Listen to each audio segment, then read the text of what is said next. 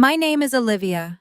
I am 33 years old, and I am the founder of a highly successful cybersecurity consulting firm. I bought a luxury Mediterranean cruise for my entire family to celebrate my sister having a baby. But as I stood at the airport departure gate with my luggage, my mother sent a text message saying I was uninvited because my father only wanted real family on the trip. They actually gave my $40,000 ticket to my brother-in-law's mother instead. What my parents did not realize was that the very credit card they were currently using to buy luxury watches in the duty-free terminal was controlled entirely by me, and I was about to hit them with a financial reality check they would never forget. Before I tell you how I systematically dismantled my family's parasitic little world, let me know where you are watching from in the comments. Hit that like button and subscribe if you have ever had to use your resources to teach your toxic relatives a permanent lesson about boundaries. Trust me, the payoff to this story is something you will definitely want to hear. The chaotic noise of the Miami International Airport first-class lounge faded into absolute silence as I stared at the bright screen of my phone. I was standing by the espresso machine, my designer suitcase resting against my leg, holding a boarding pass for a flight to Rome that I had paid for entirely out of my own pocket. I had funded this entire 2-week vacation complete with private balcony suites and exclusive shore excursions just to celebrate my younger sister Madison and her upcoming baby. By society's standards, I am a self-made multimillionaire. By my family's standards, I have always been nothing more than the invisible bank ATM. Growing up, I was the quiet kid who spent her weekends coding in the basement while Madison was paraded around as the golden child of the house. Madison, who is now 30 years old, calls herself a lifestyle influencer. In reality, she has been unemployed for 5 years, living entirely off the allowance I foolishly provided to my parents, which they quietly funneled directly to her to fund her aesthetic. 2 years ago, she married Jamal. He is an African-American man with a silver tongue, a closet full of expensive tailored suits, and a relentless habit of pitching me startup investment opportunities that always sounded suspiciously like pyramid schemes.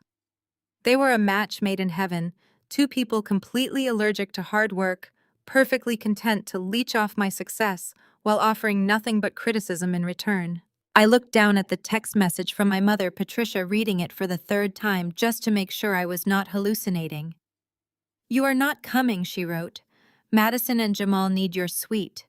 With the baby coming, they need the extra space to relax and stretch out. Besides, Jamal's mother is coming now instead so she can help with the bags. I already transferred your ticket to her name. Consider it a gift to the growing family. Go back to your computers. We will bring you a magnet from Italy." I did not cry. I did not feel a knot in my stomach. When you work in cybersecurity, you learn to suppress panic and analyze the breach immediately. This was not just disrespect. It was a calculated hijacking of my assets. Being told I was not real family by the very people whose lives I financed was a special kind of cruelty. Before I could even process the sheer audacity of replacing me with Jamal's mother on a vacation, I funded a push notification drop down from the top of my phone screen. It was an automated alert from the American Express application. Fraud alert. Charge of $12,450 at Rolex duty-free Miami Airport. Card ending in 4091. Authorized user Patricia. Another notification immediately followed it. Charge approved. $5,200 at the airline desk for a first-class upgrade. They were not just stealing my vacation. They were looting my accounts on the way to the boarding gate. I tapped the phone icon and called my father, Richard. He picked up on the second ring, the loud background noise of the airport terminal buzzing heavily behind him. "Olivia, do not make a scene," Richard snapped before I could even say hello.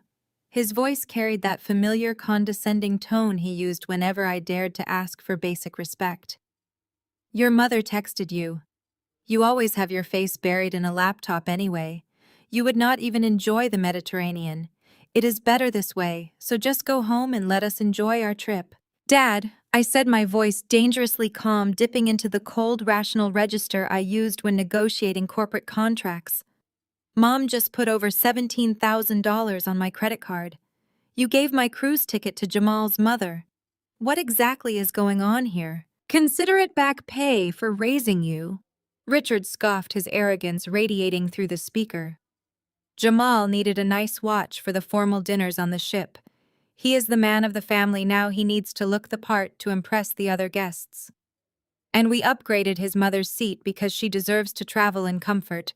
It is called being a good host, Olivia. Learn some social grace. In the background, I could hear Jamal's booming laugh. Tell the boss lady thanks for the watch, Jamal yelled. Madison chimed in next, whining directly into the receiver. Do not be a brat, Olivia. Stop stressing my baby out with your negative energy. I stood by the airport espresso machine, analyzing my next move very carefully. I slowly opened my silver laptop and cracked my knuckles. It was finally time to initiate a complete and total system wipe against them.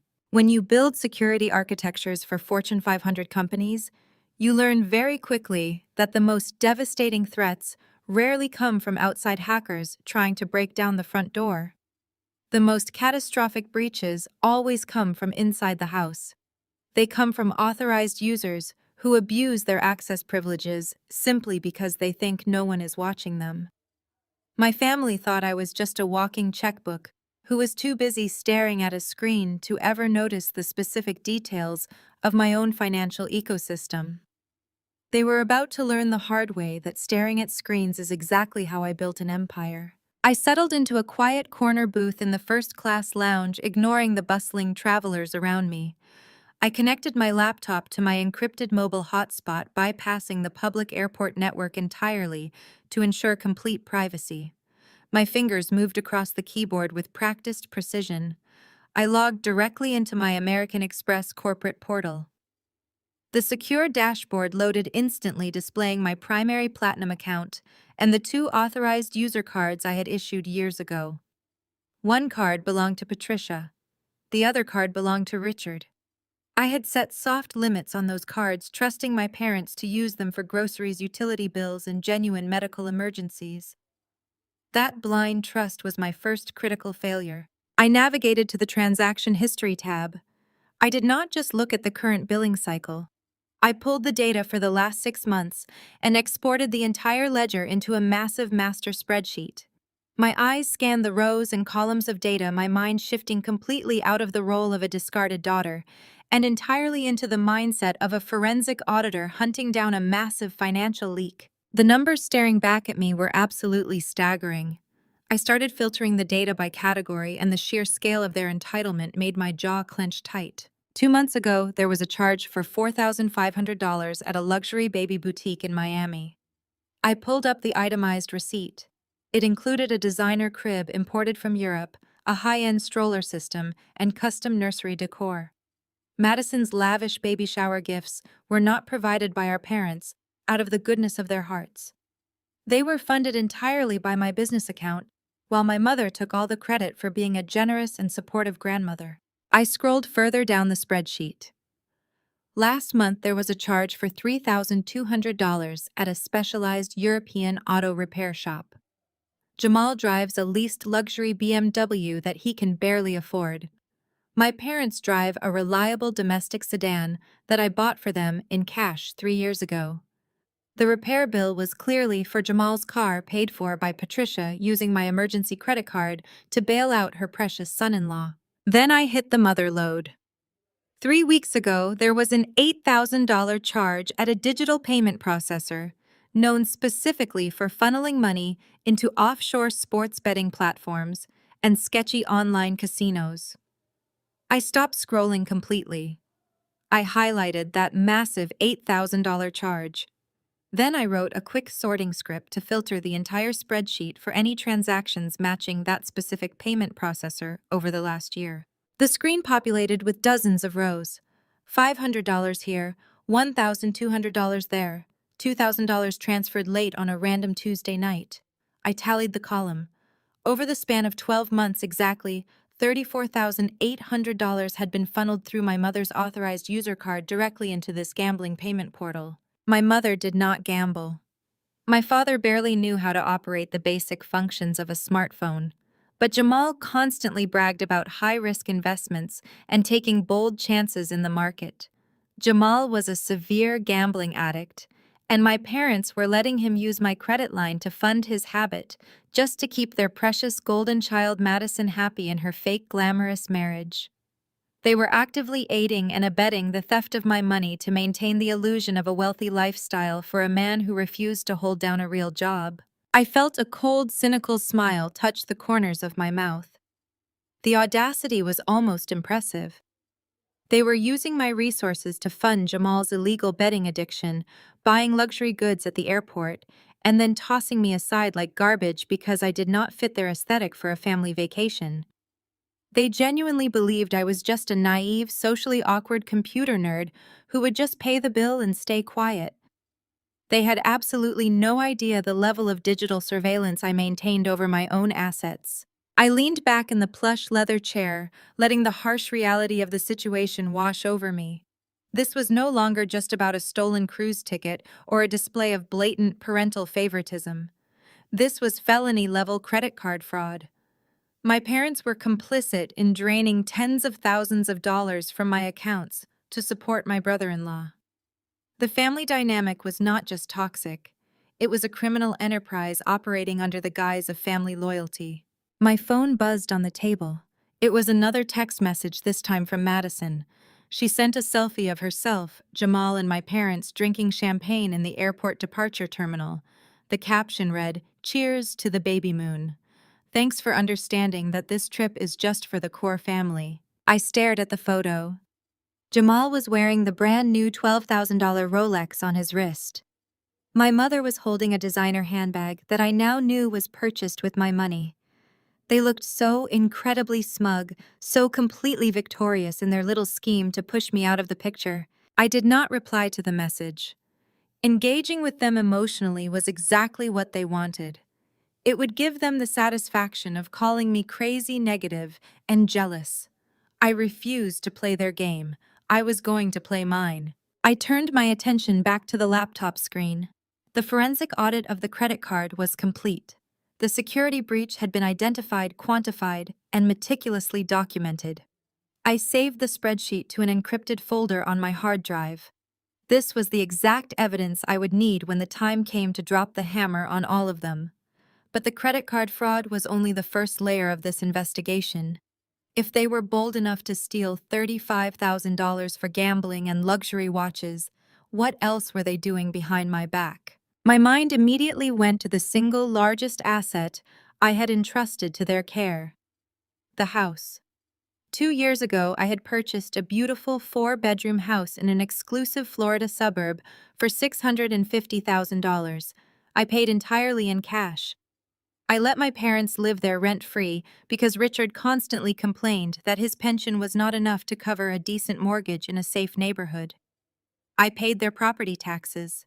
I paid their utility bills.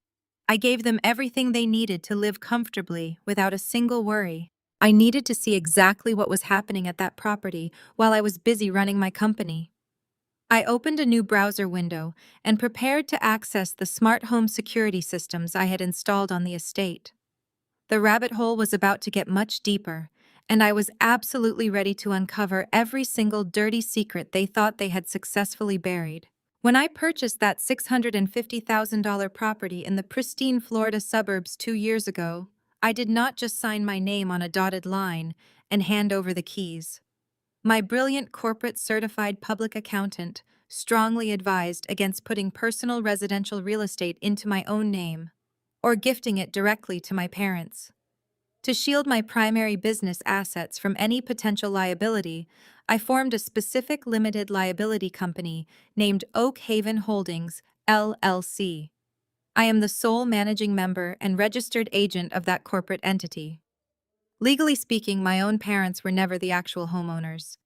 They were effectively month-to-month tenants occupying a corporate-owned asset under an undocumented verbal agreement. They paid no rent, no property taxes, and no homeowners association fees. I covered every single expense to ensure they had a safe, beautiful place to live out their retirement in absolute comfort. I wanted to be a good daughter, the kind who provided stability even when it was never given to her in return. To secure that massive financial investment, I had installed a comprehensive network of Ring doorbell cameras and Nest outdoor security lenses around the entire perimeter of the property. I originally told my parents the system was there strictly to protect them from property theft and monitor package deliveries. To respect their privacy, I had muted all the push notifications on my end, meaning I never actively watched the live feeds unless they reported a specific issue. I simply let the outdoor cameras record quietly to the encrypted cloud storage servers I maintained for my business. Opening the security dashboard now, I bypassed the live feed and pulled up the archived footage from the past 30 days. I set the playback speed to quadruple time and watched the digital timestamps blur across the bottom of the screen. Within 3 minutes of reviewing the accelerated footage, the pattern became undeniably obvious. My parents were not living a quiet, suburban life by any stretch of the imagination. Different rental cars were pulling into my sprawling driveway every 3 to 4 days. Large groups of strangers were dragging heavy suitcases up to the mahogany front door. I watched a group of college-aged kids carrying multiple cases of beer and inflatable pool toys directly into the backyard pool area. On the days between these random group arrivals, a professional cleaning van would park in the driveway for exactly 2 hours before leaving. I opened another browser tab and navigated directly to the most popular short-term rental websites. I typed in the specific zip code and filtered for luxury 4-bedroom homes with private pools. It took me less than 30 seconds to find it. There it was, my house listed prominently as a highly rated superhost property. The title read, Luxury Suburban Oasis, hosted by Patty and Rich. They were charging $400 a night plus a substantial cleaning fee. The listing photos showed my parents proudly posing in the newly renovated gourmet kitchen I had paid for. According to the glowing reviews, my parents were incredibly welcoming hosts who conveniently stayed in the finished basement apartment during the guests' visits, ensuring total privacy for the renters. They were running an illegal, unlicensed hospitality business on my corporate property, exposing Oak Haven Holdings, LLC, to massive liability risks, and pocketing thousands of dollars in pure untaxed cash every single month. The absolute sheer audacity of the rental scheme was infuriating, but my professional instincts told me to keep digging deeper into the digital archives. If they were brazen enough to commercialize my real estate without permission, they were likely exploiting other physical vulnerabilities on the property. I switched the camera feed from the front porch to the interior garage lens.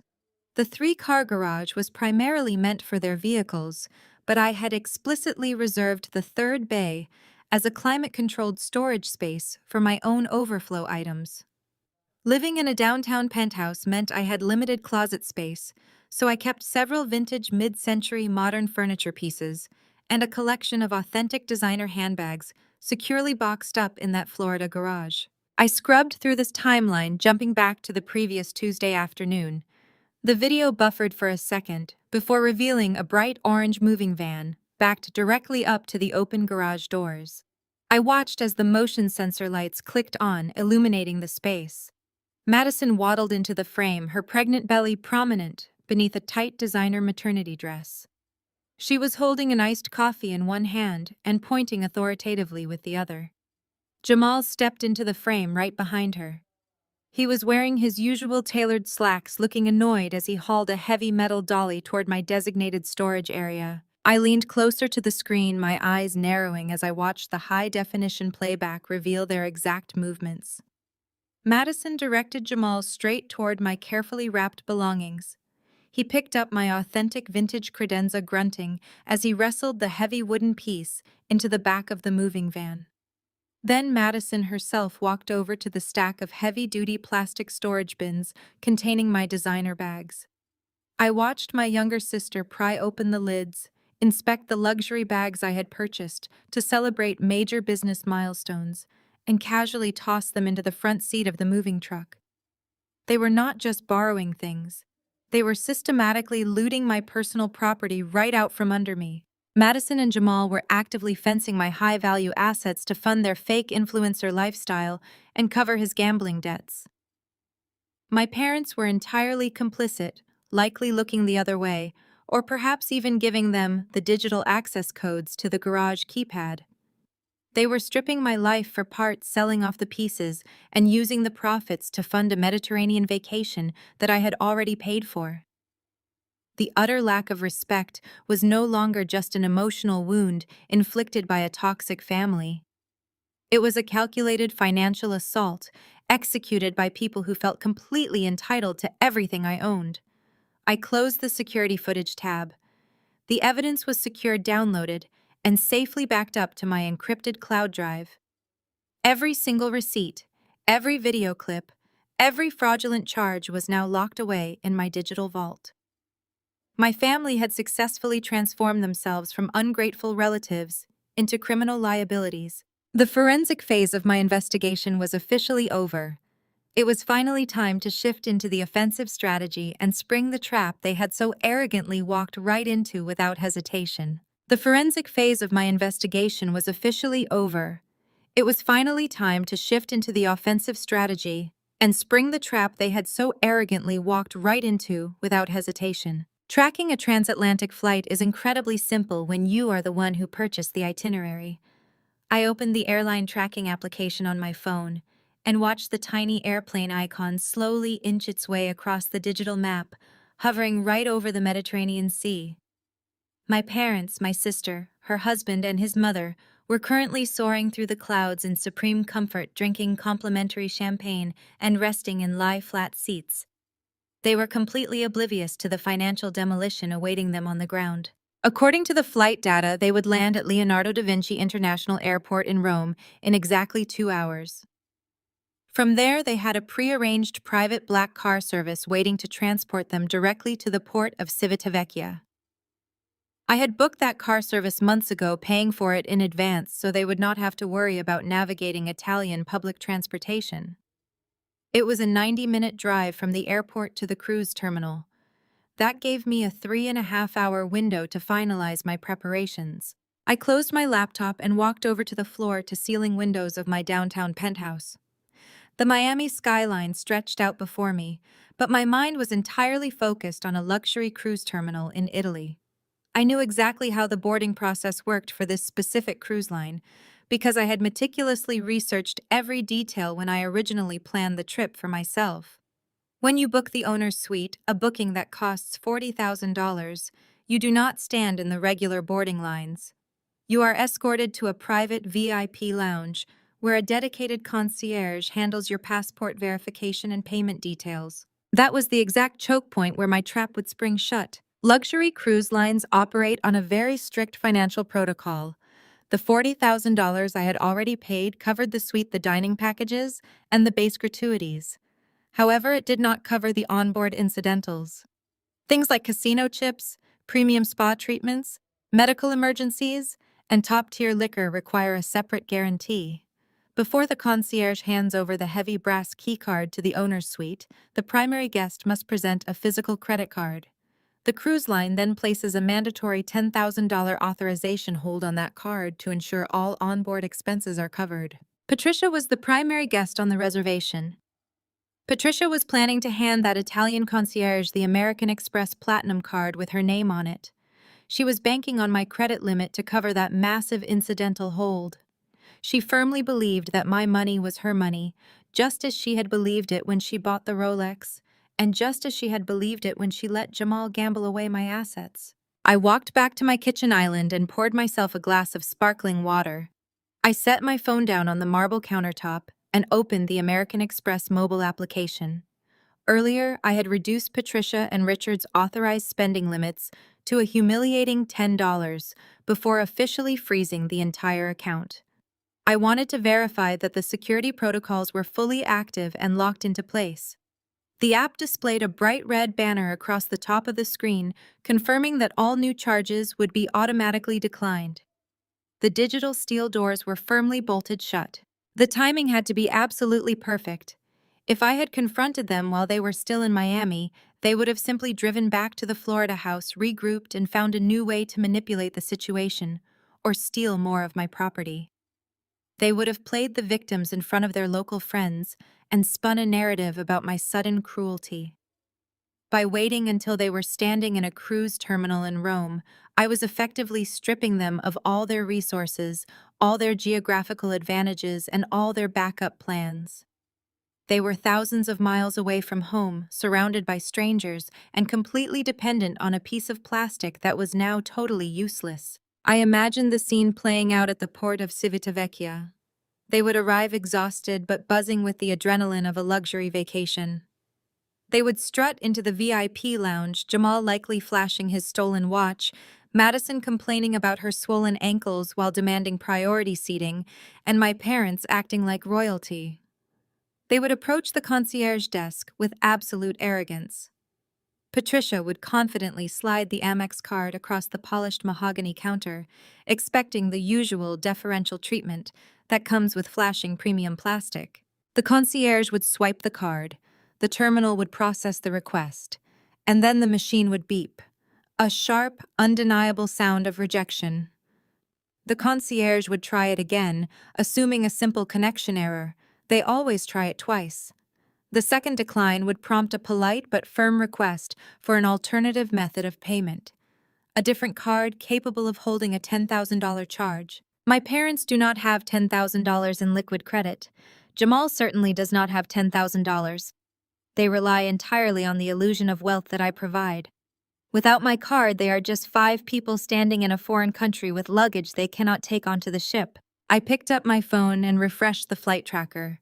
The status had changed to landed. The countdown had officially begun. They were navigating Italian customs right now, gathering their bags and looking for the driver holding a sign with their name. My pulse remained remarkably steady. I felt no guilt, no hesitation, and no remorse. They had spent years conditioning me to believe I was nothing more than an obligation, a background character existing solely to facilitate their happiness. Today, they would learn that the background character actually controls the entire script. I sat down at my desk and pulled up a secondary monitor. While I waited for the inevitable explosion in Rome, I had another critical task to execute.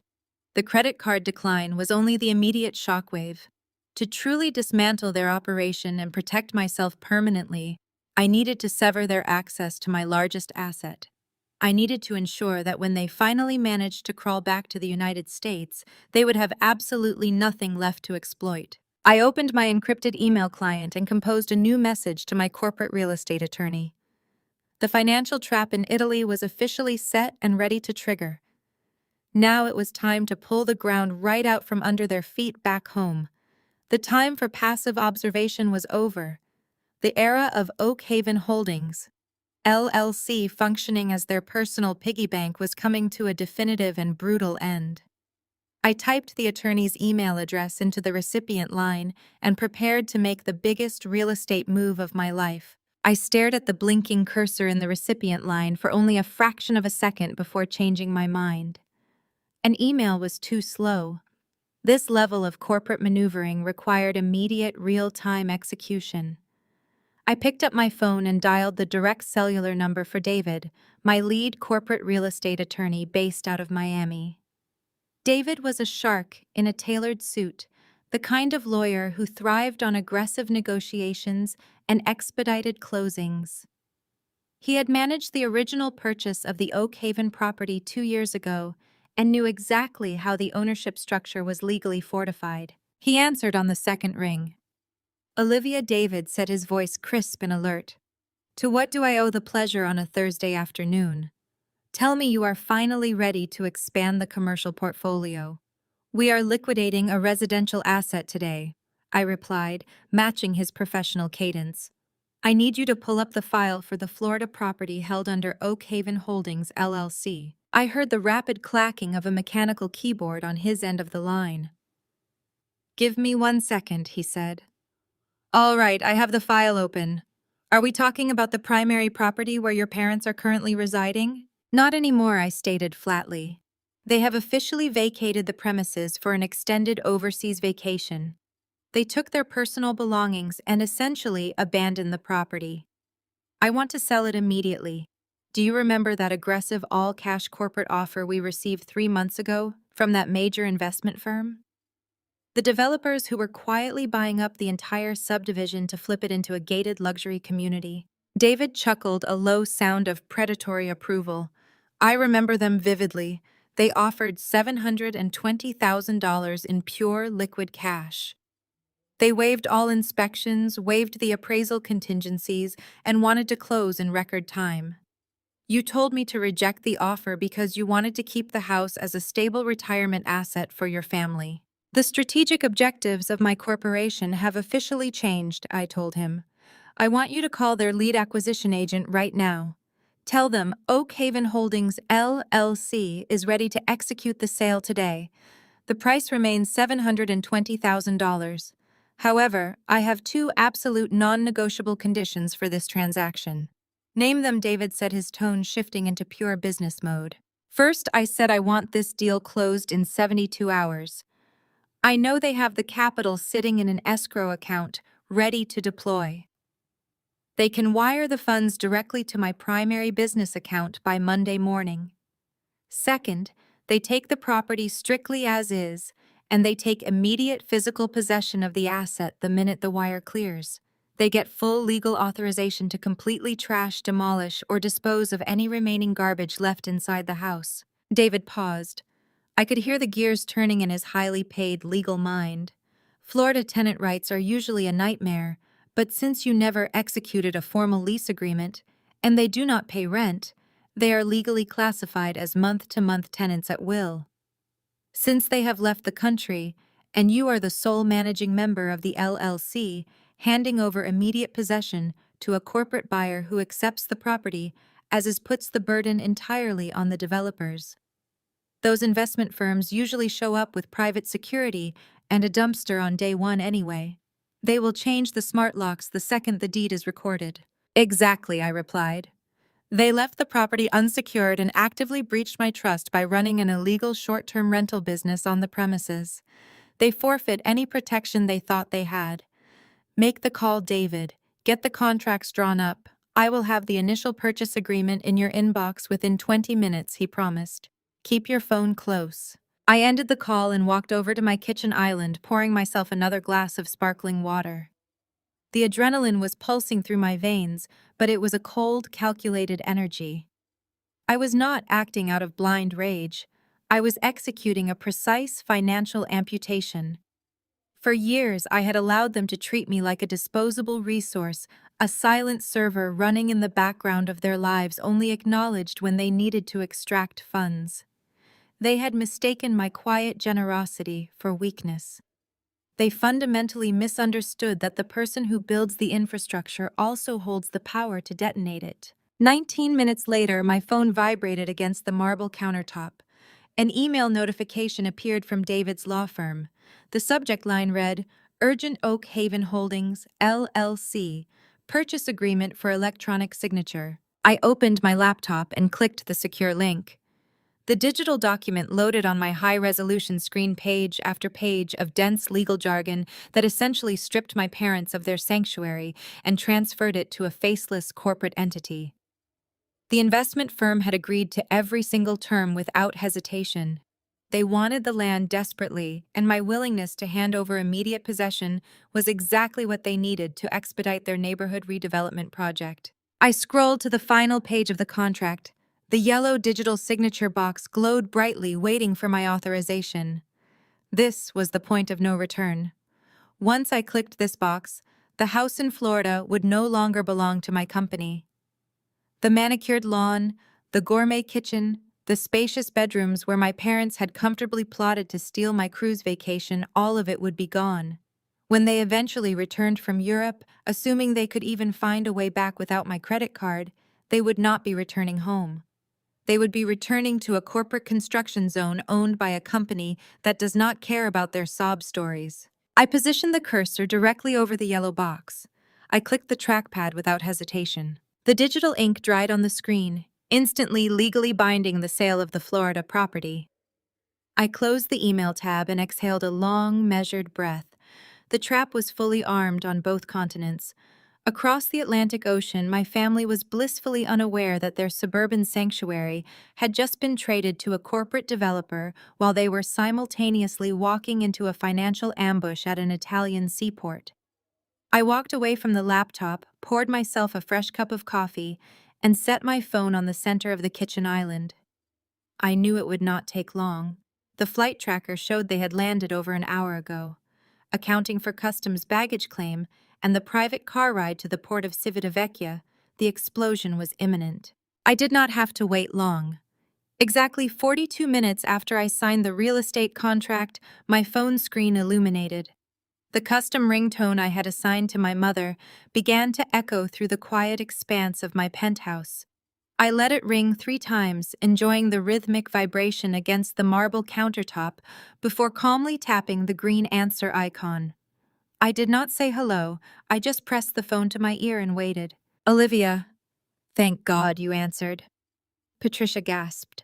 Her voice was breathless, frantic, and entirely stripped of the arrogant superiority she had displayed during our last conversation at the Miami airport. "Olivia, you need to call American Express right this second. There is a massive block on the account, and they are telling me the card is completely restricted." I leaned back against the counter, taking a slow sip of my coffee. "Oh, really?" I replied, my tone flat and unbothered. "That sounds like a frustrating situation for you." "It is a total disaster," Patricia hissed, her voice dropping into a harsh, desperate whisper. She was clearly trying to conceal her panic from the people standing around her. "We are at the VIP check-in desk for the luxury cruise suites." The concierge swiped the card for the $10,000 incidental hold, and the machine flashed bright red. It declined right in front of everyone. The concierge tried it 3 different times, Olivia. He even wiped the magnetic strip with his tie. "It is completely frozen. You need to call the fraud department and authorize this charge right now." I could picture the scene perfectly. The opulent terminal waiting area adorned with marble floors and plush velvet seating. The elite concierge standing behind a polished mahogany desk, wearing a crisp white uniform, offering apologies, laced with polite corporate judgment. And there stood my mother, dressed in her resort wear, sweating profusely as the machine rejected her sole source of financial power. "I am not calling anyone," I stated simply. "The fraud department did not flag your card. I flagged your card. I logged into the corporate portal and personally revoked your spending privileges. You currently have a limit of exactly $10. You might be able to buy a small bottle of water at the terminal vending machine, but you certainly cannot authorize a $10,000 deposit." There was a moment of dead silence on the line.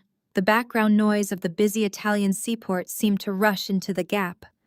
I could hear the faint announcements in Italian over the loudspeaker system and the chatter of wealthy tourists embarking on their dream vacations. "You did what?" Patricia choked out, her voice trembling with disbelief and rising anger.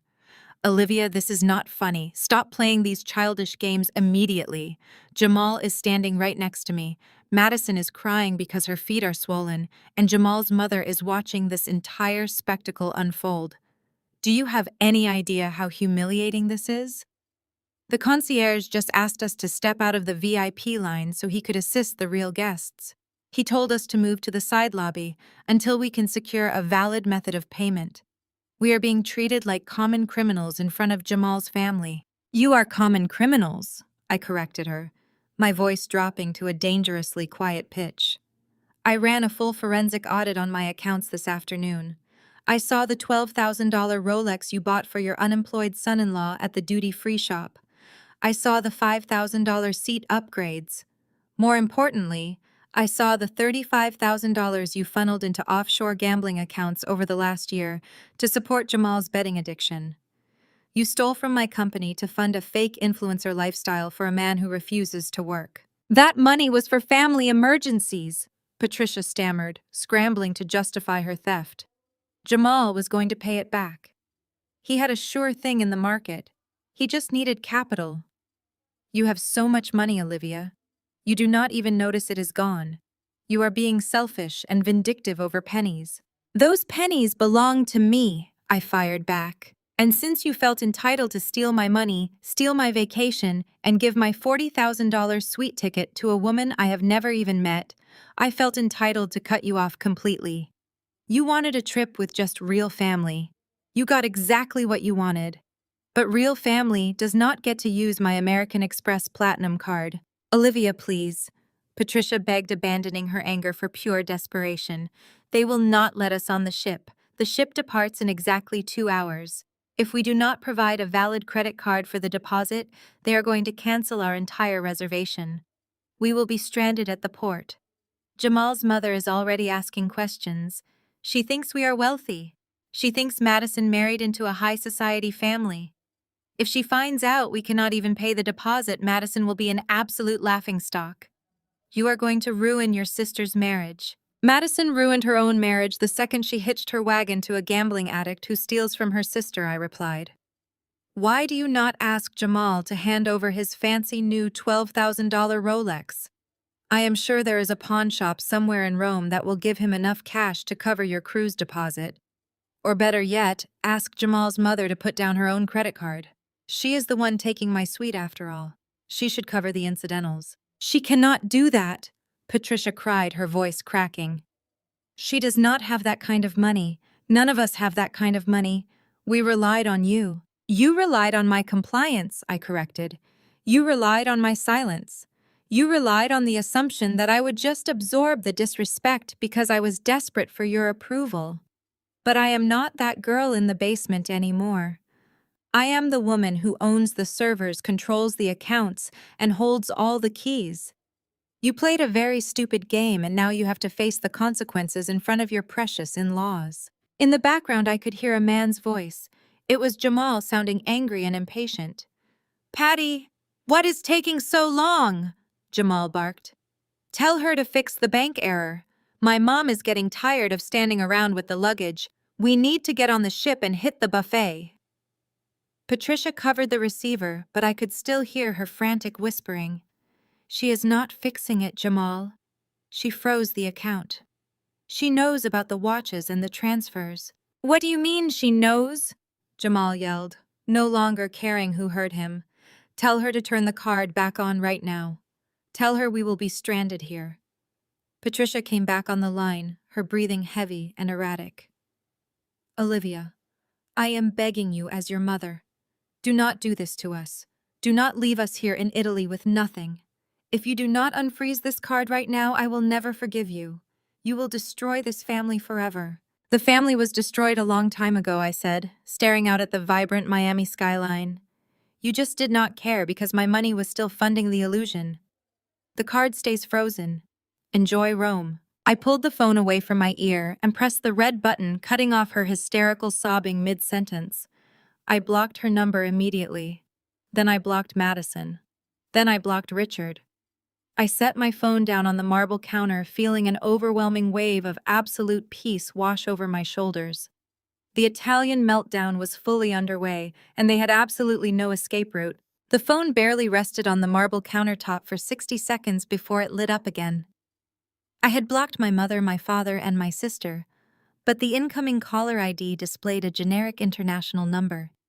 It was clearly a public courtesy phone from the Italian cruise terminal. Or perhaps Jamal had finally decided to use his own international roaming data. I watched the screen flash brightly. A part of me considered letting it ring into the void.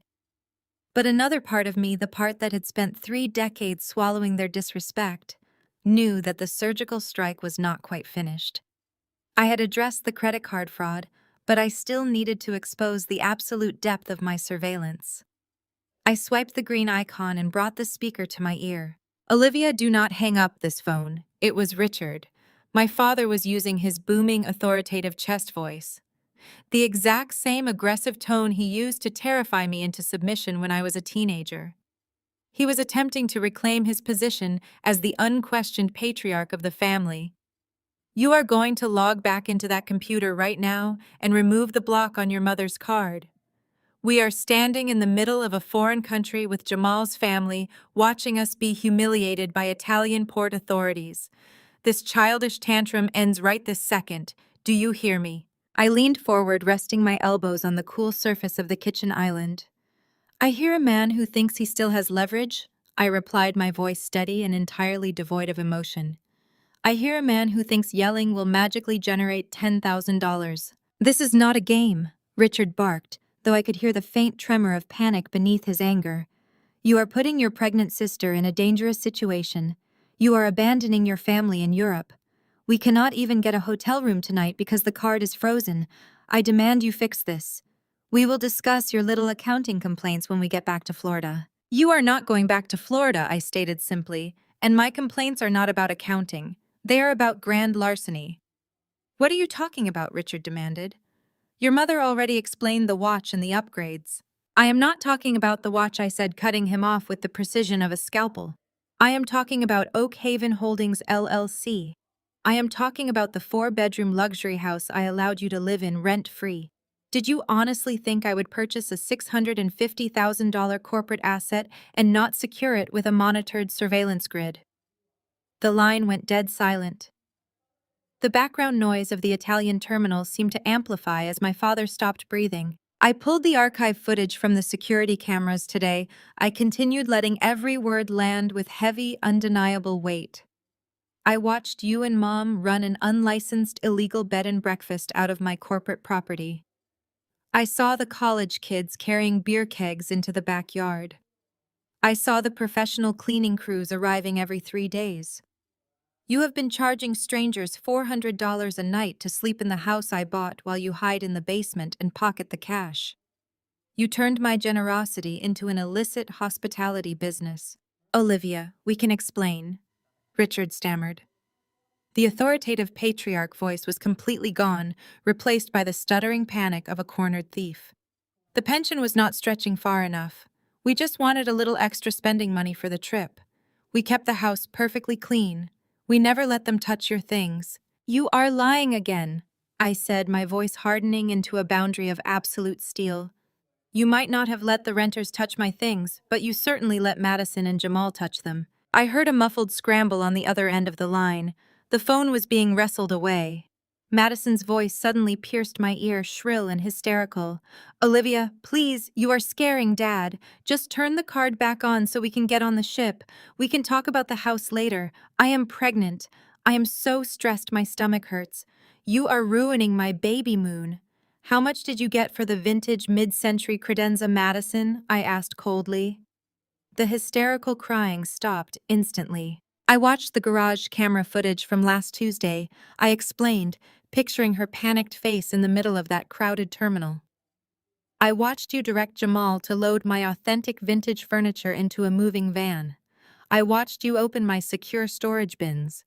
I watched you physically remove 3 of my authentic Chanel handbags and toss them into the front seat of a truck. You did not just take a vacation on my dime, Madison. You fenced my high-value assets. You stole my property to fund your fake influencer lifestyle. You are a thief. I was just borrowing them, Madison cried, her voice cracking as the reality of her exposure set in. I needed content for my social media. I was going to bring them back. I swear I was going to bring them back. You do not borrow a massive wooden credenza for a photo, I replied, refusing to give an inch of ground. You sold my property to pay for Jamal's gambling debts because he blew $35,000 of my money on offshore betting sites. You are all completely complicit. Every single one of you knew exactly what you were doing.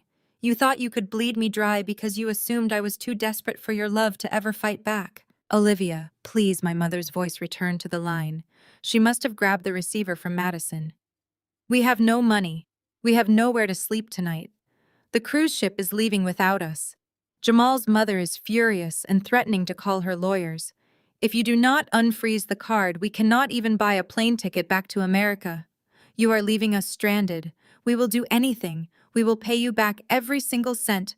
Just please do not abandon us here. I looked out the window at the vibrant Miami skyline. For the first time in my 33 years of life, I felt no guilt.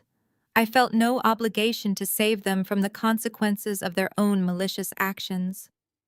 The invisible chains of family duty had been thoroughly shattered by their greed. You abandoned me my entire life, I said, my voice carrying the finality of a judge delivering a sentence. You abandoned my emotional needs.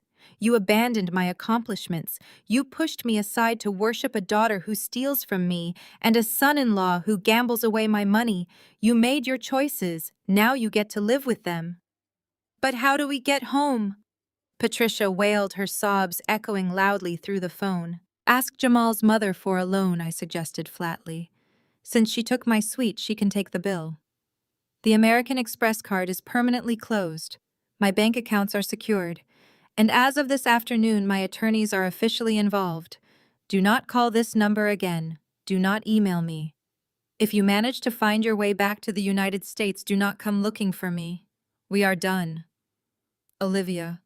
Wait, no, please, Patricia screamed. I pulled the phone away from my ear and tapped the red button. The call ended.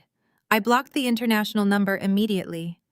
I walked over to the smart home control panel on my wall and turned on my favorite jazz playlist, letting the smooth, calming music fill the empty space of my penthouse.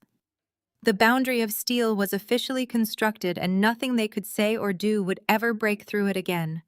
They were entirely on their own. Shutting them out of my phone did not mean I stopped watching. When you are a cybersecurity expert, you leave digital tripwires everywhere. I walked back to my laptop and opened the airline portal. I booked their return flights as round-trip tickets on my corporate account. The outbound flight was completed, but the return leg from Rome to Miami was sitting right there in my dashboard. I clicked on the itinerary and selected all 5 passengers: Patricia, Richard, Madison, Jamal, and Beatrice. I hovered over the cancellation button. Because I purchased fully refundable tickets, the entire balance would instantly bounce back to my corporate account. I clicked confirm. The screen refreshed, displaying a bright green checkmark indicating the cancellation was successful. They were officially trapped on another continent. 10 minutes later, the silence was broken by a ping from my laptop. It was an email arriving in my secure corporate inbox. The sender name made me raise an eyebrow. It was Jamal's mother, Beatrice. She had obviously demanded my professional contact information from my panicked parents. The subject line read simply, "What is happening?" I opened the message. The tone was furious and demanding. Olivia Beatrice wrote, "I demand you fix this banking error immediately. We are standing in the lobby of the cruise terminal and the staff is treating us like vagrants. Your mother is having a panic attack. Your father is yelling at the customer service desk, and my son is incredibly embarrassed. We tried to book a hotel for the night, and the airline just sent an automated email saying our return flights are canceled. You are ruining a beautiful vacation. Fix the credit card right now before I contact my attorney." I smiled. Beatrice had no idea who she was dealing with. She thought she was talking to the subservient girl who just paid the bills. She thought Madison was a wealthy influencer and Jamal was a successful investor. She bought into the exact same fake narrative my parents had been selling to everyone in their social circle. It was time to shatter that illusion permanently. I hit reply and began typing my response. Beatrice. I wrote, "There is no banking error. I personally froze the credit card and canceled the return flights. Your son and my sister are not wealthy. They are unemployed and living off my money. Last week, your son stole $35,000 from my accounts to pay off his illegal offshore gambling debts. My sister broke into my secure storage unit and sold my vintage property to fund her fake internet lifestyle. My parents ran an illegal rental business out of the house I bought for them. They are criminals. They gave you my cruise ticket because they wanted to look like generous hosts using my money. You are currently standing in Rome with 4 thieves who have absolutely $0 to their names. Ask your successful son to figure out how to get you home. Have a wonderful day." I clicked send. I leaned back and pictured the absolute devastation that email was going to cause. Beatrice was a proud, status-obsessed woman who thought her son could do no wrong. She had always looked down on my family, thinking Madison was lucky to marry into her lineage. Reading that email would be the equivalent of dropping a tactical bomb on their entire social dynamic. A digital tripwire triggered 20 minutes later. I had set up an alert to monitor public mentions of my sister's influencer handle. Suddenly, a live video notification popped up. It was a random tourist at the cruise terminal who had decided to broadcast the massive public meltdown happening right next to the VIP lounge. I clicked the link. The shaky cell phone video loaded. There they were standing in the middle of the crowded Italian terminal. The majestic cruise ship was visible through the massive glass windows behind them. My family was surrounded by their towering stacks of designer luggage, looking utterly disheveled. Beatrice was shoving her phone directly into my mother's face, screaming at the top of her lungs. "Is this true?" Beatrice shrieked, her voice echoing off the high marble ceilings. "Is my son a gambling addict? Are you people completely broke? You told me you bought this vacation. You told me Madison was a successful partner. You people are frauds. You are nothing but thieves." Madison was sobbing uncontrollably, her makeup running down her face in dark streaks. She reached out to grab Jamal's arm, but Beatrice slapped her hand away. "Do not touch my son," Beatrice yelled, turning her fury onto Jamal next. "You told me you were making millions. Take that stolen watch off right now before I call the Italian police myself." My father was trying to intervene, holding his hands up in a placating gesture, but two armed Italian port security officers were already approaching the group. They were speaking sternly in Italian, gesturing toward the exit doors. They were kicking them out of the terminal. The golden child Madison, the sister who spent her entire life making me feel like a worthless outsider, was having a hysterical breakdown in front of hundreds of wealthy tourists, being humiliated by her mother-in-law, and getting escorted off the premises by armed guards. The video abruptly ended as the tourists stopped recording. The facade was completely shattered. Madison's perfect image was burned to ashes in front of the one person whose approval she craved most. They had no access to my funds. They had no return flights. They had no hotel reservations. They were stranded on a continent they did not understand, forced to face the absolute destruction of their own lies. The financial umbilical cord was officially severed. Now they had to pay their own way back. I closed the laptop and walked out to my balcony, letting the warm Miami breeze wash over my face. The first phase of my retaliation was a spectacular success. The physical reality of their situation in Rome was unfolding exactly as my predictive models had accurately anticipated. I did not need a live camera feed to know the utter desperation setting in as they stood on the hot Italian pavement outside the cruise terminal. Their designer luggage, previously a symbol of their manufactured status, was now a heavy burden they had to drag across the unforgiving cobblestones. The armed guards had ensured they were completely removed from the port property.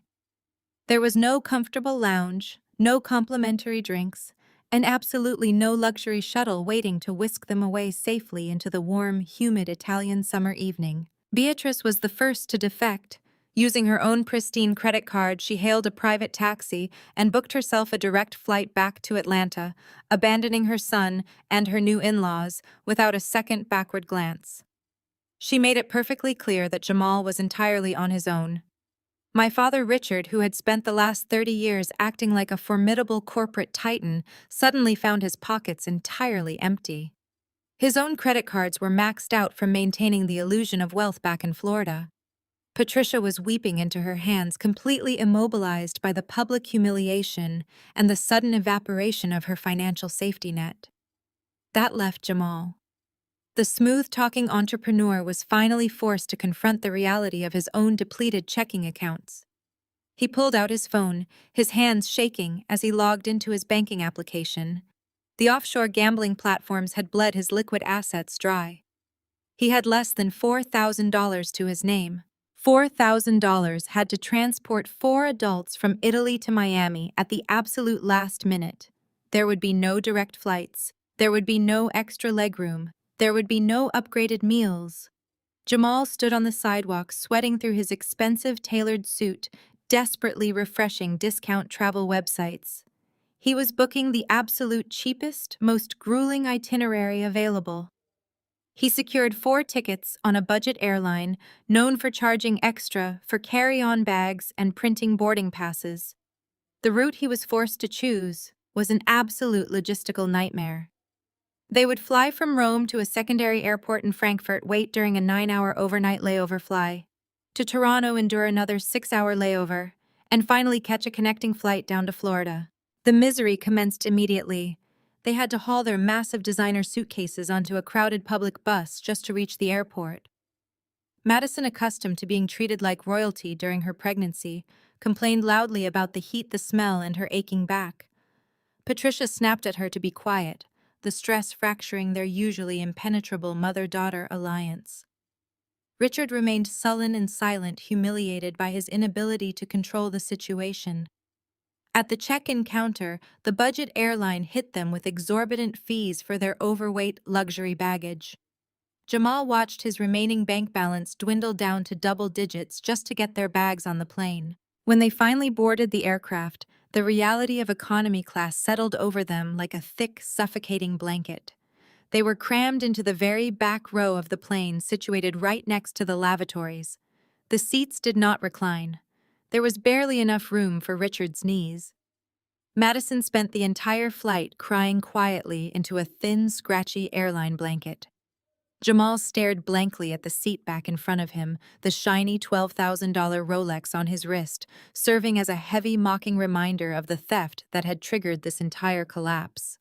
Every time the beverage cart passed by, they had to decline purchasing anything because Jamal's debit card was virtually tapped out. The Frankfurt layover broke whatever remaining spirit they had left.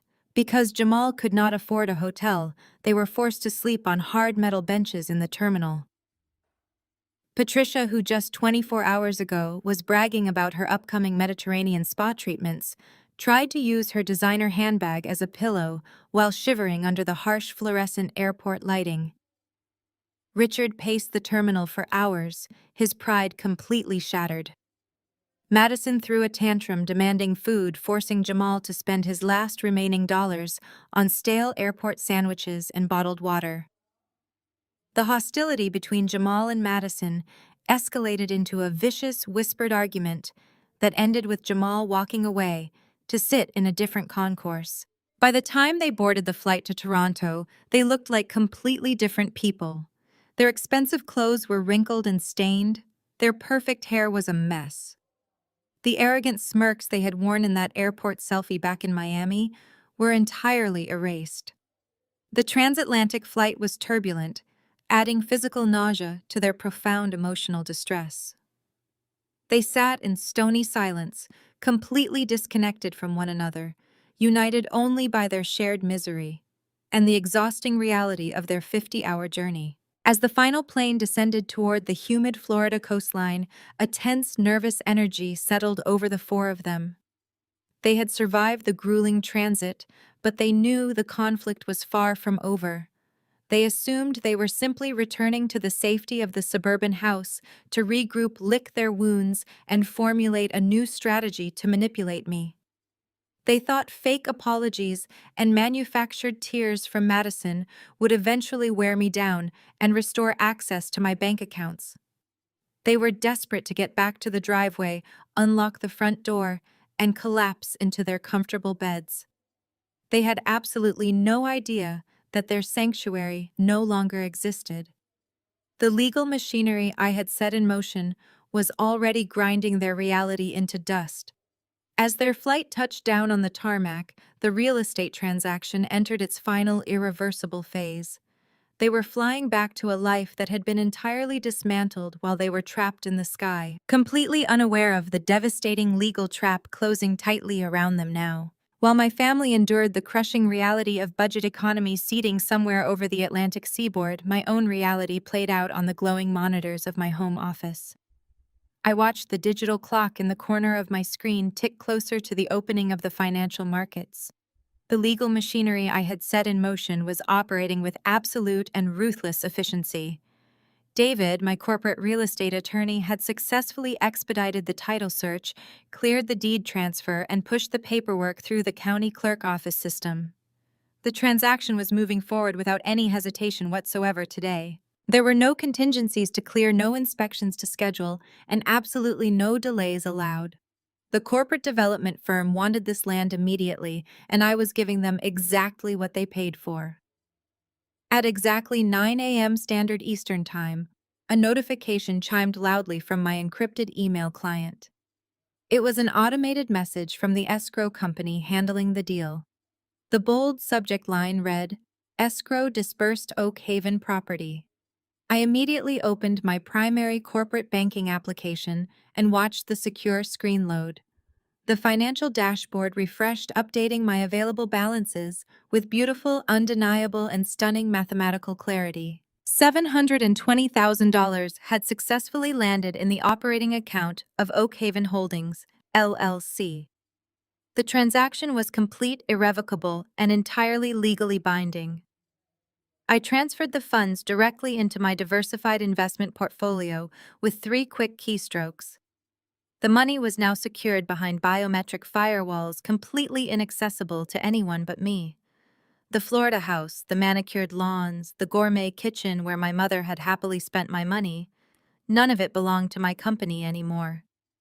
It was now the exclusive property of a billion-dollar real estate conglomerate that cared nothing about familial drama whatsoever. David called me less than 5 minutes after the funds cleared my accounts. The electronic deed is officially recorded, he stated, his voice ringing with professional satisfaction. Oak Haven Holdings, LLC, is completely divested from the residential asset. The buyer property management team has already dispatched their field agents to secure the premises. They are not wasting a single second, Olivia. They want to begin the demolition prep work before the end of the month. I thanked David for his exceptional speed and ended the call. The execution was flawless, leaving no room for my parents to fight back today. Out of pure morbid curiosity, I opened the security dashboard on my laptop one final time. The cloud access to the Ring doorbell and the outdoor Nest cameras was still active, as I had not yet transferred the digital administrative rights to the new corporate owners. I wanted to witness the exact moment the transition of power became a physical reality on the ground. I did not have to wait long. A fleet of 3 heavy-duty commercial trucks pulled into the wide driveway.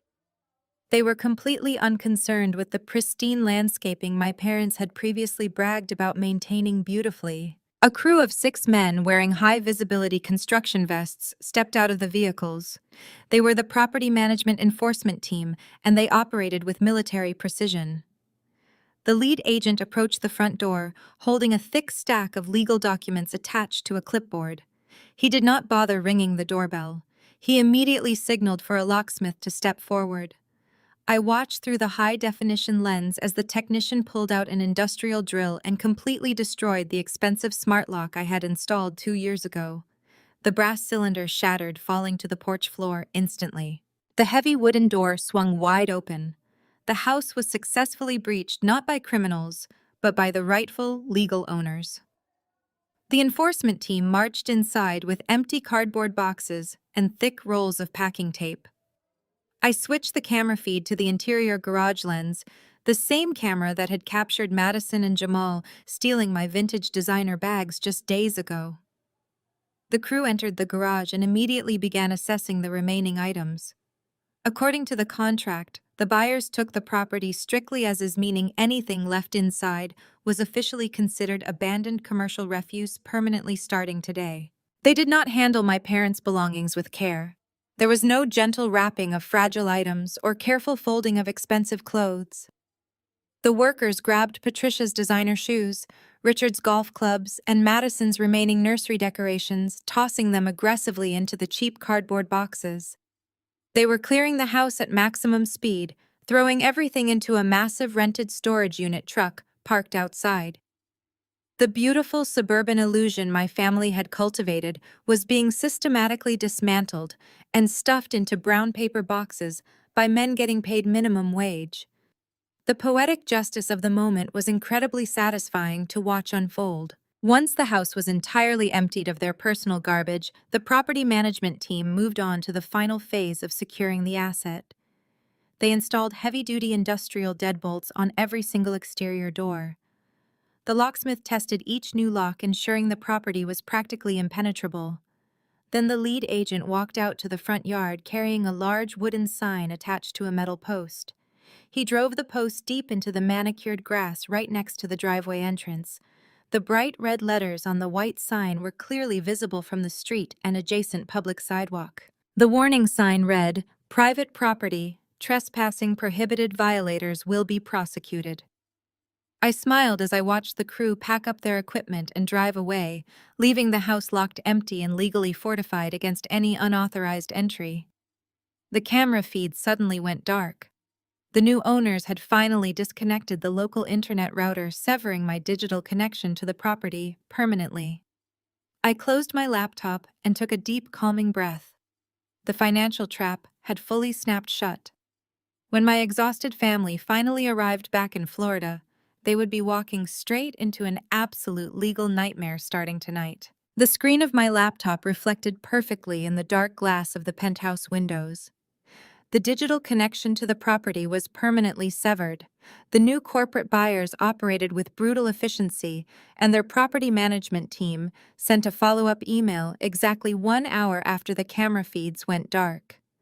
The email contained an inventory manifest, a digital photograph of a rusted padlock, and the address of a discount public storage facility located 30 miles outside the wealthy suburban bubble my parents were accustomed to. The location was notoriously sketchy, surrounded by abandoned strip malls and industrial warehouses. I opened the attachment. The management crew had dumped every single cardboard box into a 10 by 10 unventilated concrete unit. Patricia's expensive resort wear, Richard's custom golf clubs, and the remnants of Madison's stolen nursery items were now baking in the sweltering Florida heat behind a cheap aluminum roll-up door. The email included the rental agreement for the first 30 days paid for by the management company as a legal courtesy to avoid destruction of property lawsuits. After 30 days, the unit would go to public auction. The physical key to the padlock had been dropped into a certified postal envelope and mailed to my corporate attorney. David would hold it until my family legally requested their belongings. I was not going to make it easy for them to retrieve their garbage. With the physical erasure complete, I moved on to the digital utility accounts. For 2 years, I had quietly paid the electric, water, trash, and high-speed internet bills for that massive 4-bedroom house. I logged into the regional power company portal and navigated to the service termination page. I clicked the button to finalize the closure of the account. Then I did the same for the municipal water supply. Finally, I canceled the premium fiber optic internet service that Madison used to upload her fake influencer lifestyle posts. The house was now a complete dead zone. It had no power, no running water, and no connectivity. It was an empty corporate shell waiting for the demolition crews. My phone buzzed on the kitchen island. It was an alert from the flight tracking application I had left running in the background. The budget airline carrying my family had officially entered Florida airspace. They were beginning their final descent into the regional airport. I pictured the absolute state of misery they must be in right now. They had spent the last 2 days sleeping on hard metal benches in Germany and surviving on stale airport food. They were unwashed, exhausted, and completely stripped of their arrogant hostility. Patricia was likely clutching her counterfeit designer purse, dreaming about collapsing into the plush king-size mattress in the master bedroom. Richard was probably grinding his teeth, plotting exactly how he would yell at me over the phone tomorrow to demand his allowance reinstated. Madison and Jamal were surely whispering complaints to each other, already scheming a new way to manipulate my emotions and extract more cash for their upcoming baby expenses. They all shared a singular, comforting delusion. They genuinely believed the house was still waiting for them, an untouchable fortress where they could hide from the consequences of their actions. The airplane wheels touched down on the humid Florida runway. I felt a surge of cold anticipation rush through my chest. They were on the ground. The final countdown had officially started.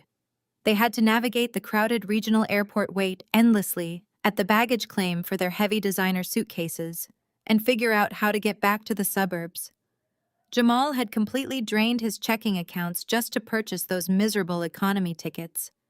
He did not have enough funds remaining to order a premium black car service. They would be forced to hail a standard yellow taxicab or squeeze into a cheap shared airport shuttle, hauling their luggage with aching arms. Every single step of their journey home was designed to drain their physical and mental energy. By the time they reached the property line, they would be running on absolute empty. The sun was already beginning to set over the Miami skyline, painting the clouds in vivid shades of orange and dark purple. The suburban streets around the Oak Haven property would be falling into twilight shadows. Because I had canceled the electrical service, the decorative landscape lighting, and the motion sensor porch lamps would not turn on to welcome them back.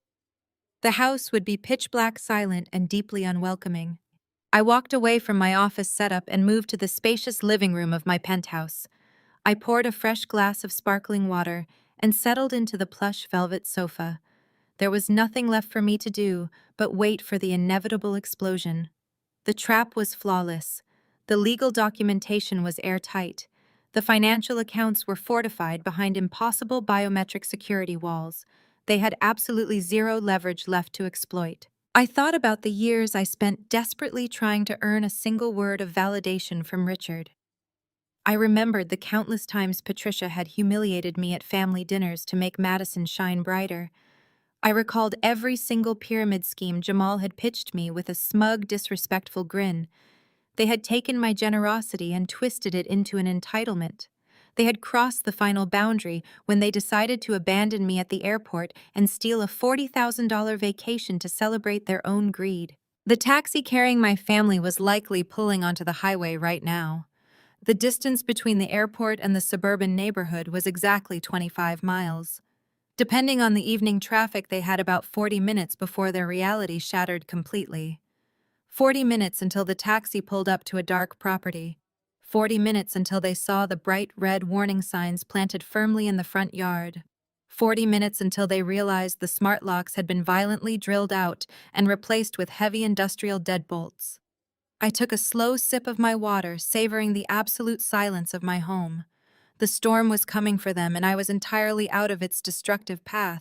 The yellow taxicab turned the corner onto the pristine suburban street, its headlights cutting through the heavy Florida humidity.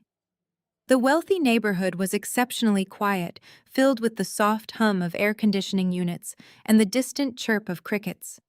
Every other house on the block glowed with warm porch lights and illuminated landscape features.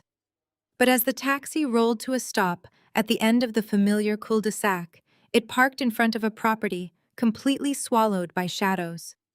The Oak Haven house sat in total darkness. Inside the cramped vehicle, the atmosphere was suffocating. Patricia rubbed her aching neck, her fake designer handbag clutched tightly against her chest. Richard let out a loud groan of pure frustration as he forced the stiff car door open. Madison immediately began complaining about her swollen ankles, demanding that Jamal hurry up and grab her heavy suitcases from the trunk. Jamal practically threw the remaining crumpled dollar bills at the annoyed driver. He did not even leave a single tip. The taxi sped away instantly, leaving the four of them standing at the end of the long driveway, enveloped by the sticky evening heat and the absolute silence of the neighborhood. "This is ridiculous," Richard muttered, pulling his suit jacket tight around his shoulders despite the warm weather.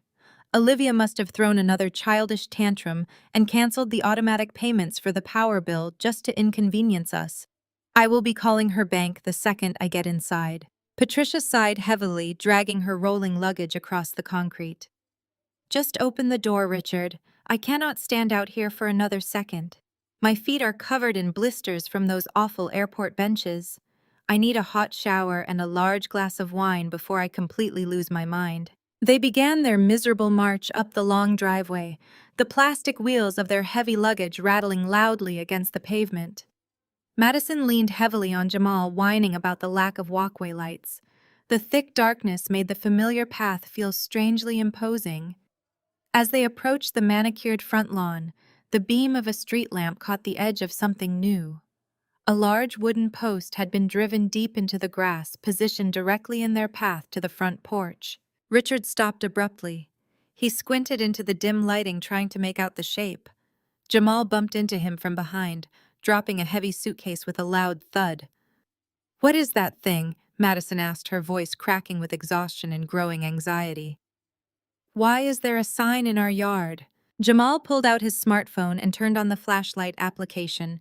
He aimed the bright white beam directly at the wooden post. The harsh light illuminated the bold red letters painted across the white metal plate. Private property trespassing. Prohibited violators will be prosecuted. Patricia let out a nervous, high-pitched laugh. It must be a mistake. The neighborhood association probably put it in the wrong yard. You know how incompetent those board members are. Richard, just ignore it and get the door open. I am entirely too exhausted to deal with a homeowners association mix-up tonight. But Richard did not move. He was staring at the sign, his jaw clenching tight. The name stamped at the very bottom of the warning plaque did not belong to the local homeowners association. It belonged to a major corporate property management firm. A cold sense of dread began to snake its way down his spine, though his immense pride refused to acknowledge it. He pushed past the sign and marched heavily up the concrete steps to the wide front porch. Patricia Madison and Jamal followed closely behind him, dragging their bags up the stairs. The porch was covered in deep shadows. Richard reached into his pocket and pulled out his heavy keychain. He reached forward in the dark, his fingers searching for the familiar sleek glass surface of the electronic smart lock I had installed 2 years ago. Instead of smooth glass, his hand scraped against rough, jagged metal. He snatched his hand back, letting out a sharp curse. Jamal stepped up beside him, shining the phone flashlight directly onto the doorframe. The elegant digital keypad was completely gone. In its place was a massive, brutal industrial deadbolt. The wood around the lock was splintered and scarred, clear evidence that the previous hardware had been violently drilled out and forcibly removed. "What is this?" Richard yelled, his voice echoing loudly across the quiet suburban street. "Where is the keypad? Who changed the locks on my house?" Patricia pushed her way to the front, her eyes wide with sudden terror.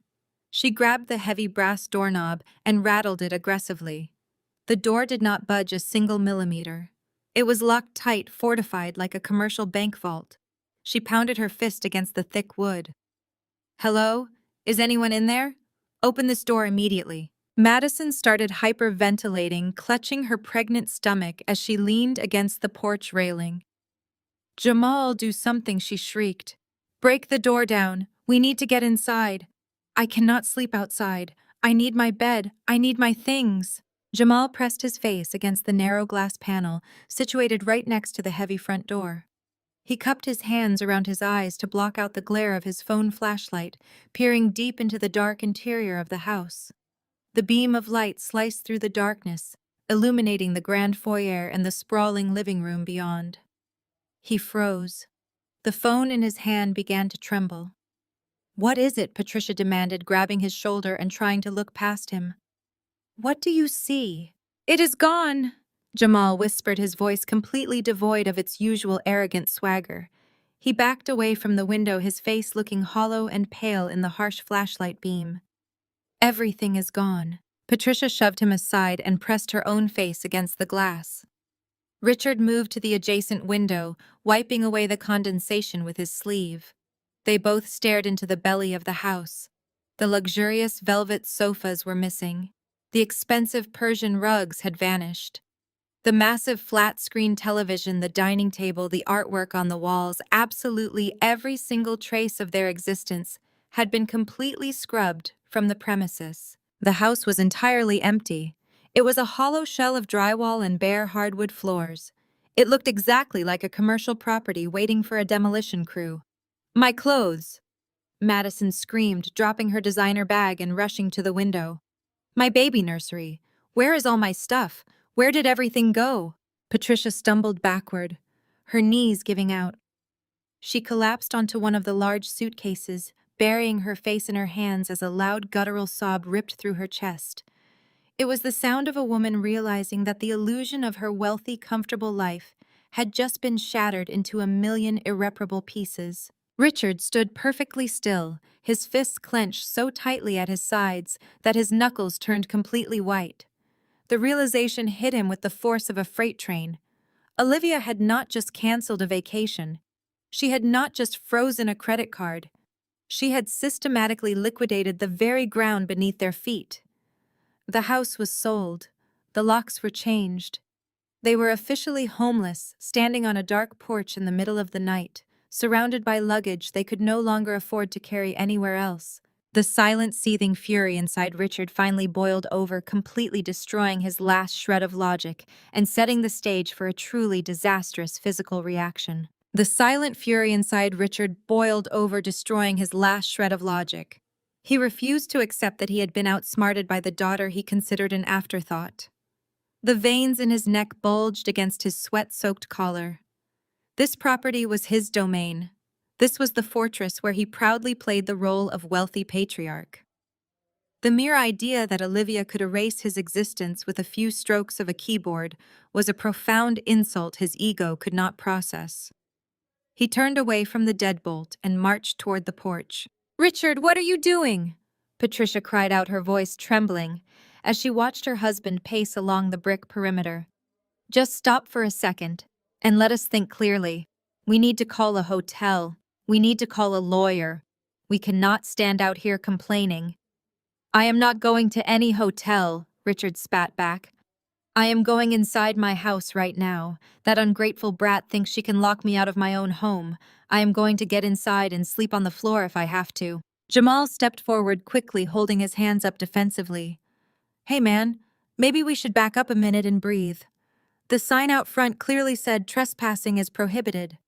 If she sold the place to a corporation, they do not play around with intruders. Let us walk to the main road and call a cab." "Do not ever tell me what to do," Richard roared, turning his fierce anger onto his son-in-law. "You are the sole reason we are in this mess. If you had not gambled away her money, she never would have checked the accounting records. You are a parasite, Jamal. You ruined everything we built. Now get out of my way before I make you move." Jamal took a quick step back, raising his hands in surrender. Madison let out a sharp wail, burying her face in his shoulder. Richard ignored all of them.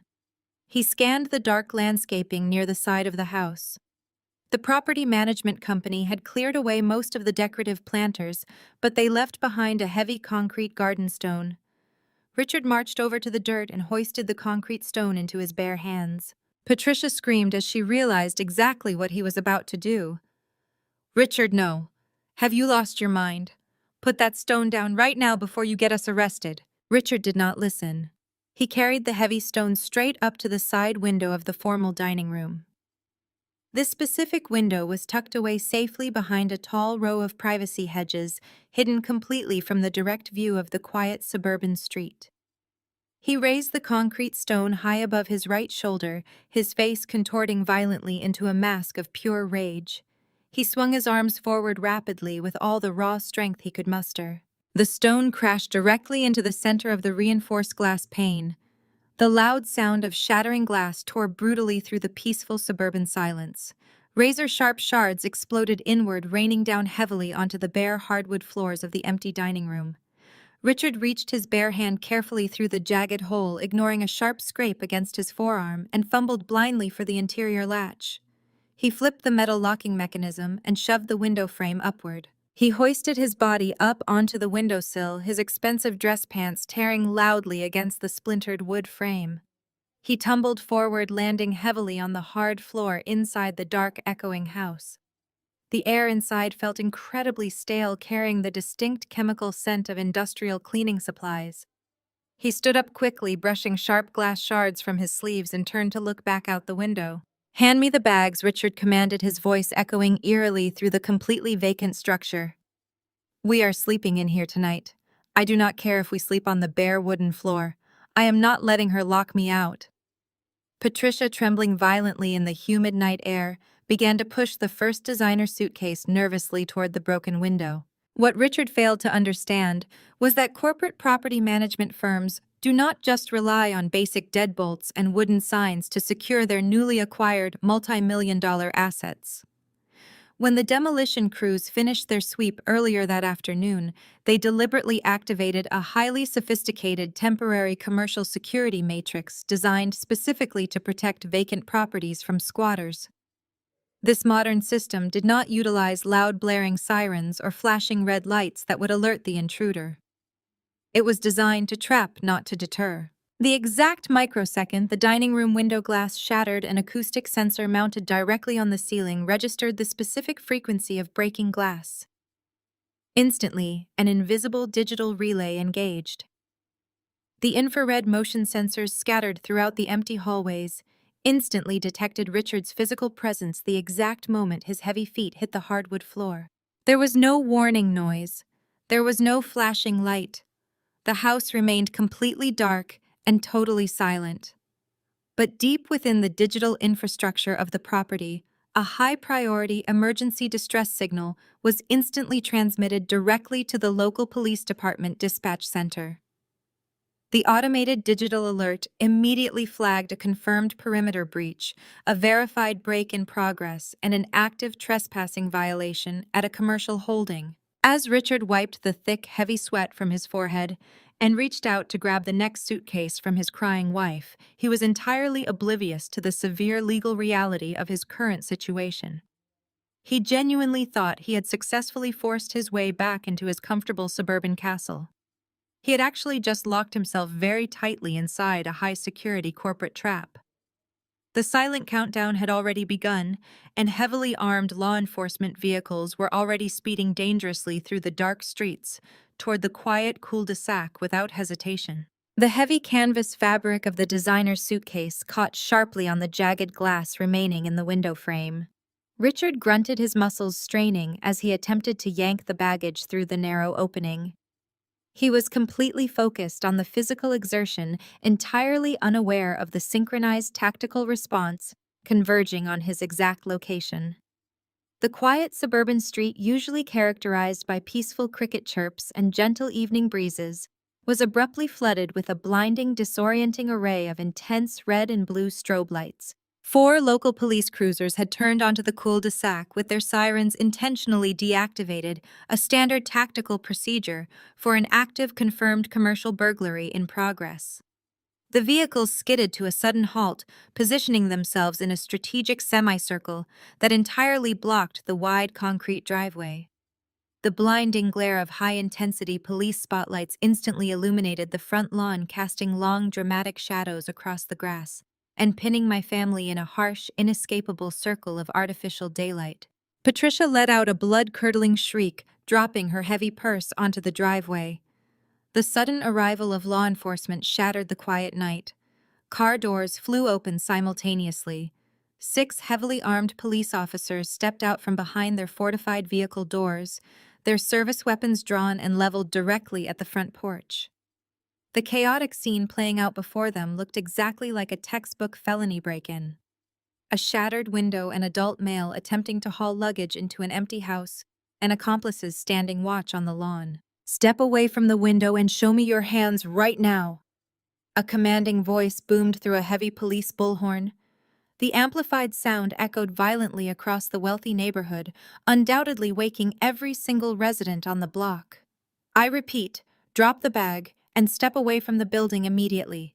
Keep your hands where we can see them." Richard froze perfectly still, his body caught awkwardly half inside the dining room and half outside on the exterior ledge. The bright spotlights blinded him completely, forcing him to squint against the aggressive glare. He dropped the designer's suitcase, letting it fall heavily to the dark hardwood floor inside the empty house, and slowly raised his bleeding hands into the air. "Officers, there is a massive misunderstanding here," Richard yelled back, his voice cracking with a mixture of sheer terror and lingering misplaced arrogance. "I am the homeowner. I live here. This is my property. I just lost my keys." "Do not move," the lead officer shouted back, completely ignoring Richard's frantic explanation. "Corporate Property Management dispatched this call. The building is legally vacant. Get down on the ground right now, face down on the grass. All of you. Do it now." Jamal did not hesitate. He had grown up understanding exactly how quickly situations with armed police officers could escalate. He immediately dropped to his knees on the manicured lawn, interlacing his fingers tightly behind his head and lowering his face directly into the damp grass. Madison shrieked in absolute horror, clutching her pregnant stomach as she backed away toward the driveway. "I am pregnant!" Madison wailed hysterically, her voice echoing down the street. "Do not shoot us. Please do not shoot us. We are just trying to get into our house. My sister is the owner." 2 officers moved rapidly across the lawn with tactical precision. They bypassed Madison entirely, recognizing she posed no immediate physical threat, and descended directly upon Jamal and Richard. An officer grabbed Jamal firmly by the shoulders, pressing him flat against the turf. The sharp, unmistakable metallic click of heavy steel handcuffs ratcheting shut echoed clearly through the humid night air. Jamal was securely detained in seconds, his face pressed uncomfortably into the dirt. On the porch, another pair of officers grabbed Richard roughly by the arms, dragging him away from the shattered window frame. They forced him down the concrete steps. Richard struggled slightly against their grip, his wounded pride severely clouding his judgment. "Get your hands off me!" Richard demanded, his face turning a deep shade of crimson. "Do you have any idea who I am? I am a respected corporate executive. You are making a terrible mistake. You are going to lose your jobs for this. Stop resisting or you will be charged with assaulting an officer," the cop barked back, swiftly kicking Richard's legs apart and forcing him face down onto the lawn right next to Jamal. Another set of heavy steel handcuffs snapped securely around Richard's wrists. The once formidable patriarch was now completely immobilized on his own former front lawn, restrained like a common criminal. Patricia completely lost her mind. The sight of her husband and her golden son-in-law pinned to the ground in handcuffs completely short-circuited her brain. She abandoned her luggage and sprinted frantically toward the officers, waving her arms in the air like a madwoman. "Let them go!" Patricia screamed, her voice cracking hysterically. "This is my house. I live here. I have lived here for 2 years. Check the mail. Check the neighbors. Ask anyone on this street. We are the homeowners. You are arresting the wrong people." "Ma'am, step back immediately," a female officer commanded, stepping firmly into Patricia's path and holding up a bright tactical flashlight. "If you interfere with an active felony arrest, you will be placed in handcuffs as well. Step back right now." Patricia refused to listen. She was entirely consumed by panic and the absolute destruction of her social standing. The neighbors across the street were already turning on their porch lights, stepping out in their pajamas to witness the spectacular downfall of the neighborhood's most arrogant residents. "You do not understand," Patricia cried, tears streaming rapidly down her flushed face. "My daughter bought this house for us. She is just throwing a temper tantrum because we went on a cruise without her. Call Olivia. Just call my daughter. She will tell you this is all a huge mistake. We are not burglars. We are a wealthy family." The lead officer walked over, holstering his weapon, but keeping his hand resting cautiously on his duty belt. "Ma'am, we received an automated distress signal directly from the commercial security matrix installed by Oakhaven Holdings, LLC. The registered property management firm confirmed this address was fully vacated, legally sold, and secured earlier today. The new corporate owners explicitly requested immediate prosecution for any trespassers." "That is a lie," Patricia shrieked, stomping her foot on the pavement. "Oakhaven is just a fake company name my daughter uses. She owns the house. She is just trying to punish us for a family disagreement. I demand you call her right now. Look up Olivia in your system. She will clear this up instantly." The officer pulled a small radio microphone to his shoulder, pressing the button to communicate with the central dispatch center. He requested a rapid verification check on the legal ownership records for the specific property address. The entire family waited in agonizing suspense, surrounded by flashing police lights, assuming that my name would magically appear on the police database and instantly rescue them from this nightmare. 10 seconds later, the dispatcher's voice crackled loudly through the officer's shoulder radio, projecting clearly into the quiet night air. The legal ownership data had updated perfectly within the county clerk system just hours ago. Dispatch confirming, the robotic voice announced. "Property is legally registered to Apex Commercial Development Group. Deed transfer was finalized at 9 this morning. There is absolutely no individual named Olivia associated with the current legal title. Suspects are trespassing on private commercial property. Proceed with standard felony detainment." Patricia's knees buckled completely. She collapsed onto the concrete driveway, sobbing uncontrollably as the absolute terrifying truth finally crashed down upon her. The house was gone. The money was gone. The power was gone. They were entirely at the mercy of the criminal justice system, and the police officers were now moving in to formally read them their Miranda rights. The heavy metallic click of handcuffs echoed loudly through the humid Florida night as the lead officer began reciting the Miranda rights to Richard and Jamal. Patricia was a crumpled, sobbing mess on the concrete driveway, unable to process the absolute destruction of her suburban kingdom. Madison stood frozen near the edge of the lawn, staring blankly at her husband, who was currently pinned face down in the damp grass. The officers moved with practiced clinical efficiency, treating my once arrogant family like common street criminals. A pair of brilliant LED headlights swept across the dark cul-de-sac. A sleek black luxury SUV rolled smoothly past the line of parked police cruisers, its engine humming with quiet power. The vehicle came to a deliberate stop directly behind the primary police barricade, perfectly positioned under the glow of the street lamp. The heavy tinted driver's side door swung open, and I stepped out onto the pavement. I did not look like a daughter rushing to a family emergency. I was wearing a sharply tailored navy blue blazer over a crisp white silk blouse. I looked exactly like what I was, a high-level corporate executive arriving to oversee the final execution of a hostile takeover.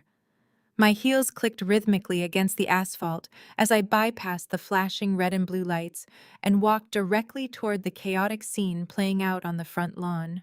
Patricia lifted her tear-stained face. Her eyes locked onto me, widening in a sudden desperate surge of absolute relief. Olivia, Patricia shrieked, scrambling to her feet and lunging toward the police perimeter. "Oh, thank God you are here. Tell these officers to let your father and Jamal go right now. Tell them this is our house and they are making a massive mistake." A female officer immediately stepped into Patricia's path, pressing a firm hand against my mother's chest. "Stay exactly where you are, ma'am," the officer commanded sharply. I ignored my mother completely. Instead, I walked straight up to the lead tactical officer, who was currently watching my approach with deep curiosity.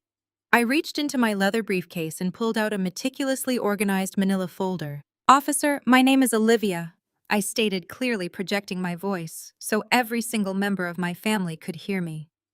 Until 9 o'clock this morning, I was the sole managing member and registered agent of Oak Haven Holdings, LLC, the corporate entity that previously owned this residential asset. I am the individual who executed the expedited sale to Apex Commercial Development Group. Richard twisted his neck aggressively from his humiliating position on the grass. "You sold the house," Richard bellowed, struggling pointlessly against the heavy steel cuffs binding his wrists.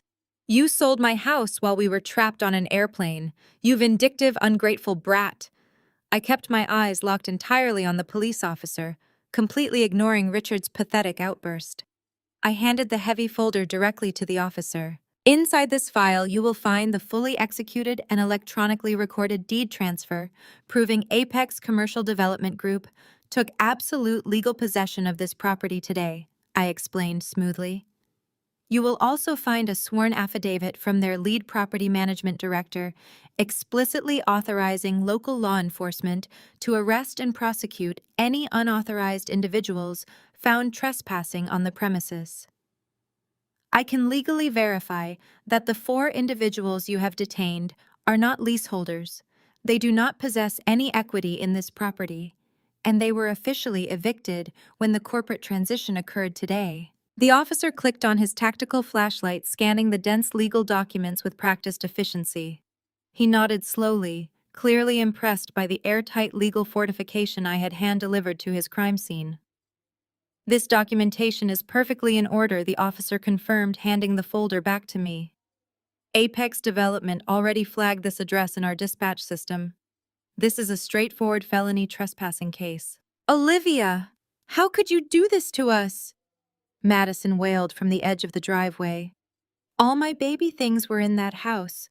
My clothes, my furniture, my entire life. Where are we supposed to sleep tonight?" I finally turned my head to look at my younger sister. My expression was carved from solid ice. "You should probably ask your husband where you are going to sleep tonight." "Madison," I replied coldly. "Jamal is the financial visionary of your marriage, is he not? He is the one making those high-risk offshore investments. I am sure a man with his unique talents can figure out how to book a motel room for his pregnant wife." Jamal pressed his cheek harder into the damp grass, refusing to look at me. He looked exactly like the pathetic, parasitic fraud I had always known him to be. "This is sick," Patricia sobbed, sinking back down onto her knees. "We are your flesh and blood. You are sending your own father to jail over a petty disagreement about a vacation. We raised you. We gave you everything. Gave you. You gave me nothing. I countered, my voice slicing through the humid night air like a razor blade. You used my corporate property to run an illegal short-term rental business. You used my emergency credit card to fund Jamal's illegal sports betting addiction.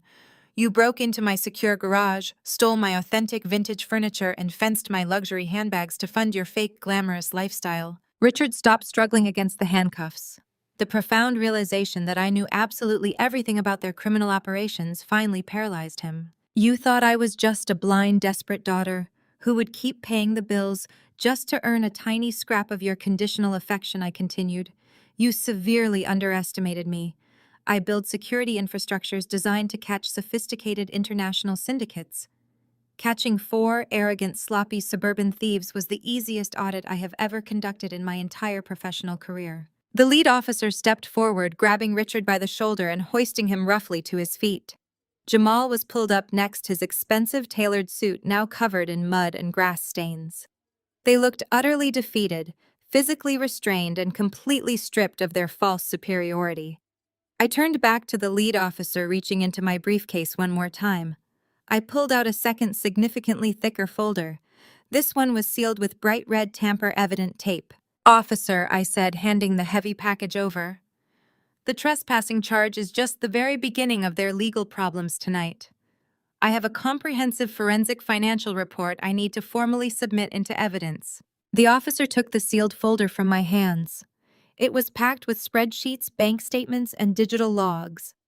This was a perfectly organized dossier of financial crimes, ready for prosecution.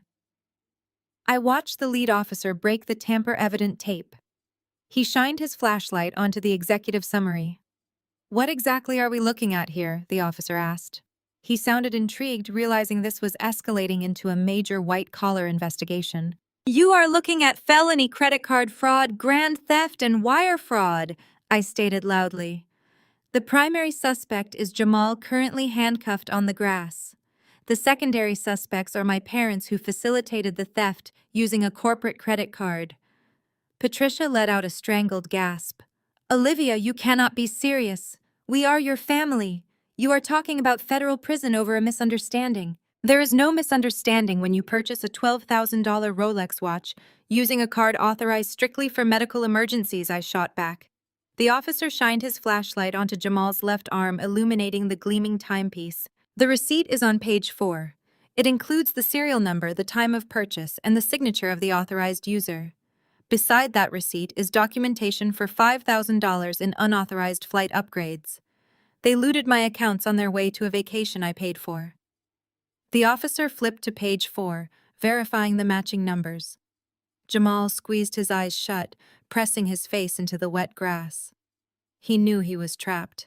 "But that is just the petty cash," I continued. "Over the last 12 months, my mother allowed Jamal to use my account to funnel $35,000 into illegal offshore sports betting platforms." Madison stumbled backward in absolute horror. "What is she talking about?" Jamal, Madison screamed, her voice cracking. "You told me you were day trading. You lost $35,000 gambling." Jamal let out a pathetic groan against the dirt. He had played the role of a wealthy entrepreneur for 2 years, deceiving his wife while bleeding my accounts dry. Now the shiny veneer was completely stripped away, revealing the addicted fraud hiding underneath. And my parents knew, I added, looking at Richard. They might not have known the exact destination of the funds, but they saw the massive charges. Instead of reporting the breach, they covered it up. They protected their precious son-in-law because they were too proud to admit Madison married a degenerate. "That is a lie," Richard roared. "We thought he was investing. We thought he was going to pay it all back. We never meant to steal anything." "Ignorance is not a valid legal defense," I replied, "especially not when compounded by running an illegal hospitality business. Officer, if you turn to page 45, you will find records of an unauthorized short-term rental operation. While living rent-free, my parents listed the house on vacation rental websites. They pocketed thousands of dollars in untaxed income, exposing my company to massive legal risks. The folder includes the host profile reviews and bank routing numbers where they deposited the illicit funds. The lead officer shook his head in sheer disbelief as he flipped through the printed screenshots. "This is incredibly thorough work," he muttered. "I build digital security architectures for a living," I reminded him. "And the final piece of evidence involves grand theft of personal property." Starting on page 60, you will find camera footage proving Madison and Jamal broke into my locked storage bay. They stole a vintage credenza and 3 authentic designer handbags. I have provided the original purchase receipts and certificates of authenticity. The total value exceeds $25,000. Madison dropped to her knees on the driveway, weeping hysterically. The luxurious life she thought she deserved was completely disintegrating right in front of her eyes. She was an accomplice to grand larceny, married to a gambling addict facing years in prison. Patricia tried to crawl toward me across the concrete. "Olivia, I am begging you. Please take the folder back. We will give you the watch. We will pay back the money. Do not let them take us away. You cannot send your mother to jail." "You sent yourself to jail the second you decided my money was yours to steal," I said without an ounce of pity. "You pushed me out of this family because I was not compliant enough. You traded me for a cheap illusion of status. Now you get to pay the absolute maximum price." I turned my attention back to the officer. "The folder is yours. I am pressing full charges for credit card fraud, wire fraud, grand theft, and trespassing. I expect your Financial Crimes Division will review the backup files tomorrow morning." The officer closed the thick folder and tucked it under his arm. "We will transport it directly to the evidence locker tonight," he confirmed. "We have more than enough probable cause right here to effectuate the arrests for the theft and trespassing tonight." He turned to the other officers standing guard. "Read them their rights again and get them into the back of the transport vehicles. We are booking all of them." The finality of his command echoed loudly. The drop was officially complete. I had handed over the absolute destruction of their lives in a neat package. There was no going back, no room for negotiation, and no possibility of reconciliation. I watched the officers pull Richard and Jamal to their feet, marching them toward the flashing lights. I watched Patricia screaming my name as she was hauled away in steel handcuffs. I watched the trap snap completely shut, securing my absolute victory. The heavy metal doors of the police cruisers slammed shut, sequentially sealing their fate. The bright red and blue strobe lights painted the suburban street in a chaotic glow. My work here was finally done. I turned around and walked calmly back to my black SUV, the heavy thud of the police cruiser doors echoing behind me like the final gavel strike of a judge. I did not look over my shoulder. The flashing red and blue lights illuminated the pristine suburban street, casting long, erratic shadows across the manicured lawns of my former neighbors.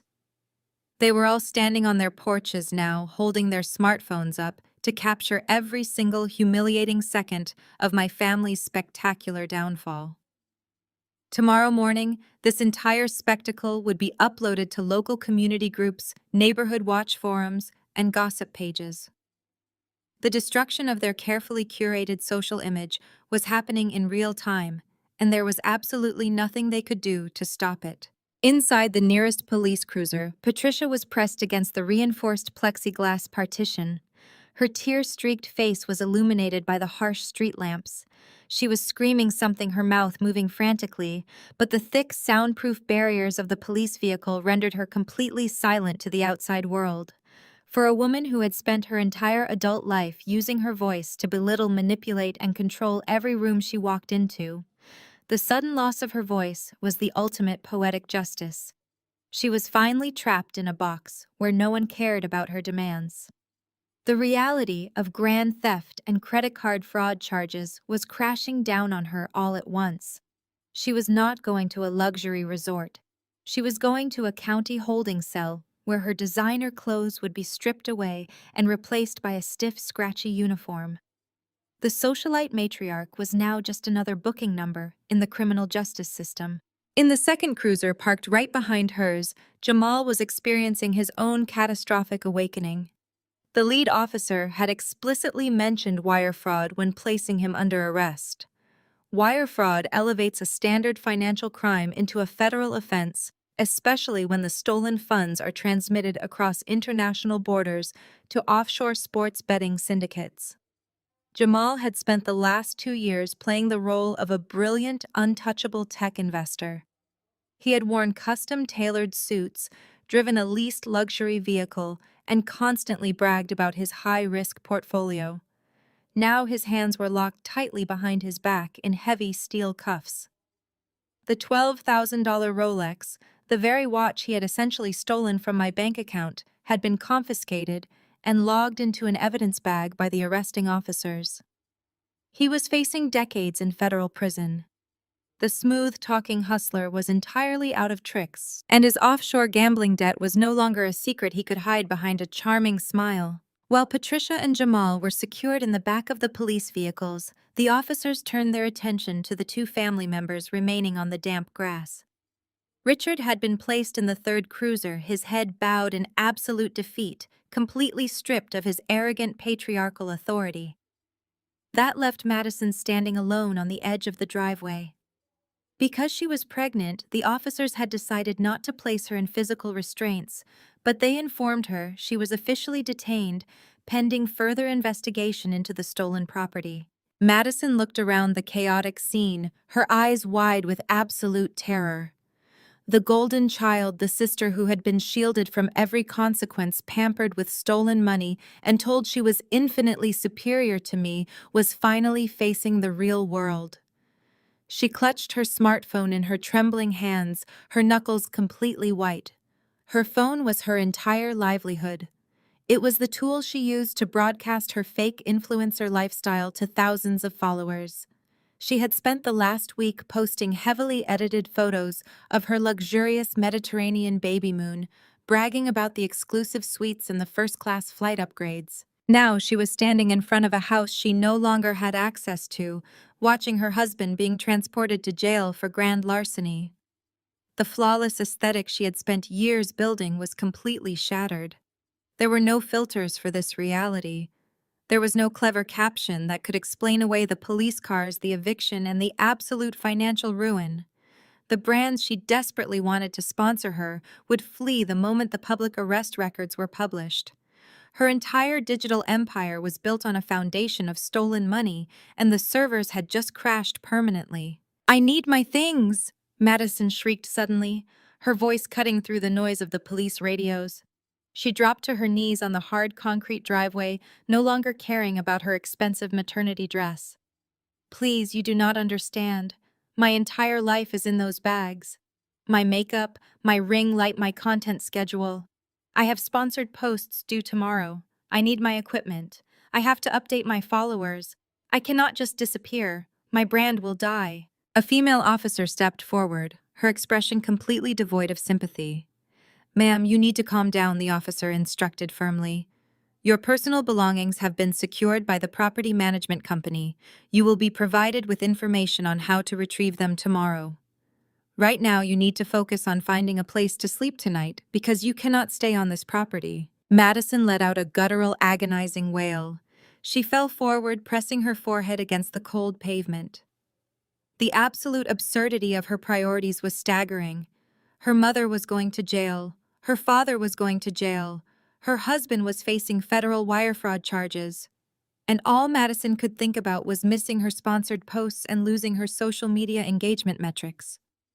She was entirely hollow inside a shallow digital avatar, completely incapable of processing real-world consequences.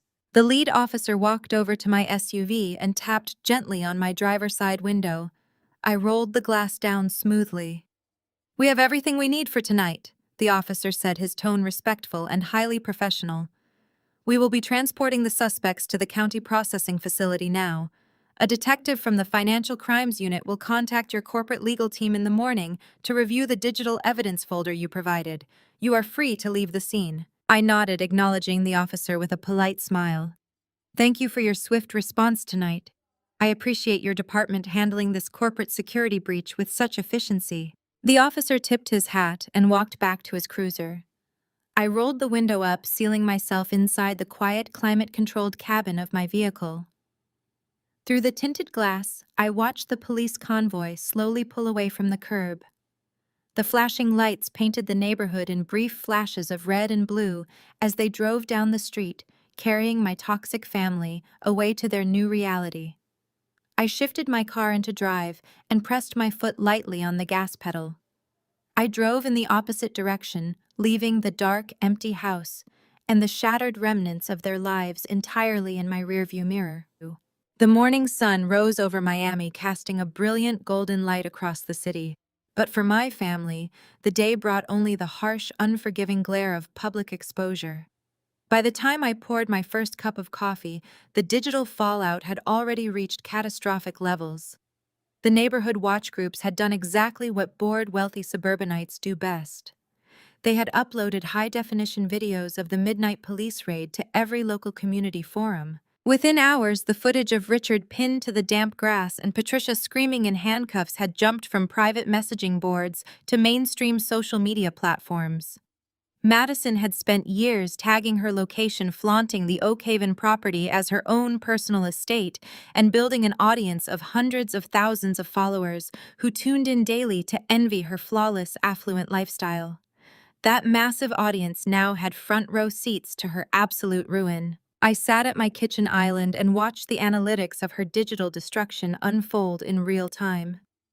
Madison's management agency, a boutique firm that represented luxury lifestyle creators, sent out a public relations statement before 9 in the morning. They formally severed all ties with her, citing a strict morality clause in their representation contract. Her inbox, which I could no longer see but could easily imagine, was undoubtedly flooded with automated cancellation notices from clothing brands, baby boutiques, and cosmetic lines. Sponsors do not want their expensive products associated with a family currently sitting in county jail for felony grand theft and wire fraud. Madison's follower count plummeted by the tens of thousands every single hour. The comment sections on her previously pristine photographs were hijacked by internet sleuths posting links to the public arrest records. The golden child was entirely stripped of her gold, left with nothing but a worthless, dying digital footprint. But the social media execution was only a fraction of the devastation. The most brutal blow came from Atlanta. Beatrice Jamal's mother had managed to secure a flight back to Georgia the previous day, abandoning the chaos at the Italian cruise terminal to protect her own sanity. She was a woman whose entire identity revolved around her position in high society, her country club memberships, and her pristine reputation among the elite circles of Atlanta. She had proudly told all her wealthy friends that her son was a brilliant venture capitalist married into a highly successful Florida real estate family. When Beatrice woke up and opened the comprehensive email I had sent her detailing the $35,000 in stolen gambling funds and the fraudulent purchase of the $12,000 Rolex, her reaction was swift and merciless. Beatrice did not possess a single ounce of maternal unconditional love. She operated purely on the currency of social status, and Jamal had just bankrupted her reputation. Through my ongoing digital monitoring of the public legal filings, I saw exactly how Beatrice retaliated. Jamal had used his one phone call from the county holding cell to dial his mother, likely begging for her to wire the funds necessary to secure a bail bondsman. He needed thousands of dollars in liquid cash to get himself, Patricia, and Richard out of the concrete cells. Beatrice refused the charges. She declined the call from the county jail, blocked his phone number from her carrier plan, and immediately contacted her own estate lawyers. She drafted a legally binding cease and desist order and had it delivered directly to the jailhouse, formally banning Jamal from ever stepping foot on her Atlanta property. She cut him out of her will, froze the small trust account she had previously maintained for his future children, and sent a mass email to their extended family, distancing herself entirely from his criminal actions. She essentially threw her own son to the wolves to ensure the stench of his federal wire fraud charges did not cling to her designer clothes. Jamal was completely marooned. His wealthy mother had slammed the door shut, locking the deadbolts just as firmly as the property management company had locked the doors of the Oak Haven house. This left Madison completely isolated in a cheap, unsavory roadside motel near the police precinct. Because she was pregnant and not directly charged with the financial crimes at the scene, the officers had released her with a mandatory notice to appear for questioning regarding the stolen vintage furniture. She had been forced to use the absolute last of her loose physical cash to rent a tiny stained motel room that smelled heavily of stale smoke and bleach. She had no access to her designer maternity clothes. The property management company had legally secured her belongings in the unventilated storage unit, and she did not possess the key or the authorization to access it. She had no vehicle, as Jamal's leased luxury car had been impounded by the police since it was parked illegally on the street during the arrest. She had no credit cards, no bank accounts, and no income. I watched the location data ping from her cellular device, tracking her stagnant position at the budget motel.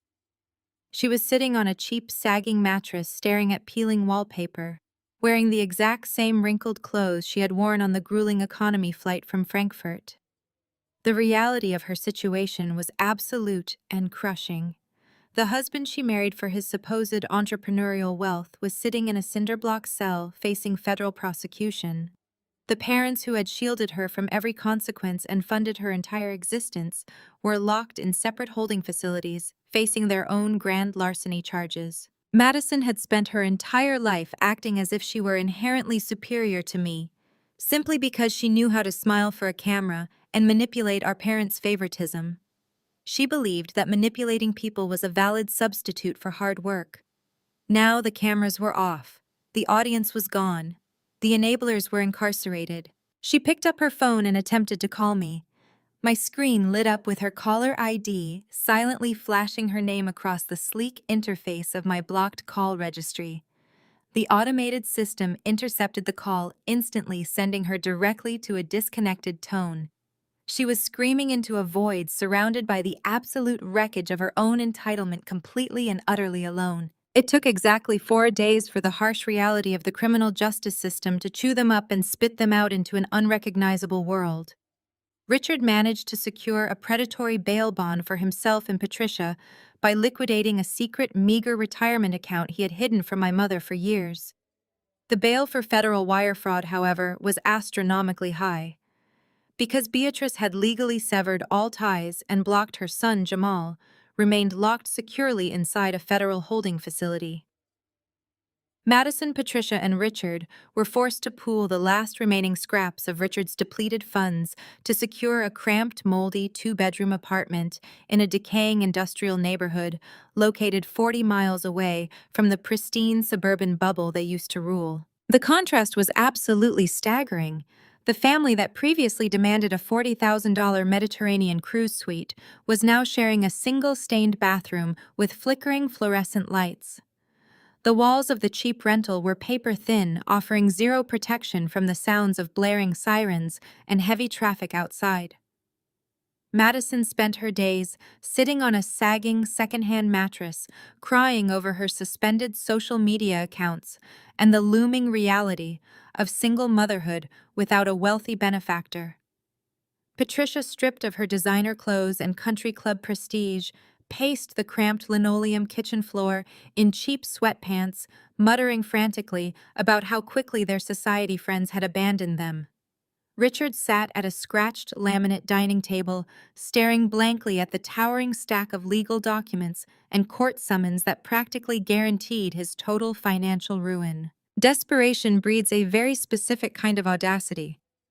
Once they realized their social network had completely collapsed, and no wealthy friends were coming to their rescue, they turned their sights back onto their favorite target. They assumed my boundary of steel was simply a temporary punishment. They believed that underneath my cold corporate exterior, I was still the desperate daughter craving their validation. They decided to launch a relentless, coordinated campaign to beg for my mercy. Since I had blocked their primary phone numbers and email addresses, they resorted to guerrilla tactics. Richard purchased cheap prepaid burner phones from a local convenience store. My corporate email inbox began flagging dozens of messages sent from newly created anonymous accounts. The subject lines ranged from aggressive demands to pathetic pleas. One email from Patricia read, We are eating canned soup for dinner. Your pregnant sister is sleeping on a terrible mattress. Please drop the charges. We will do anything you want. A text message from Richard's burner phone arrived hours later. I am your father. You are destroying our legacy over money. Call me immediately so we can fix this mess privately. Madison took the most dramatic route. She managed to figure out the exact address of my cybersecurity consulting firm's downtown headquarters. She attempted to bypass the building's lobby security by claiming she had a medical family emergency.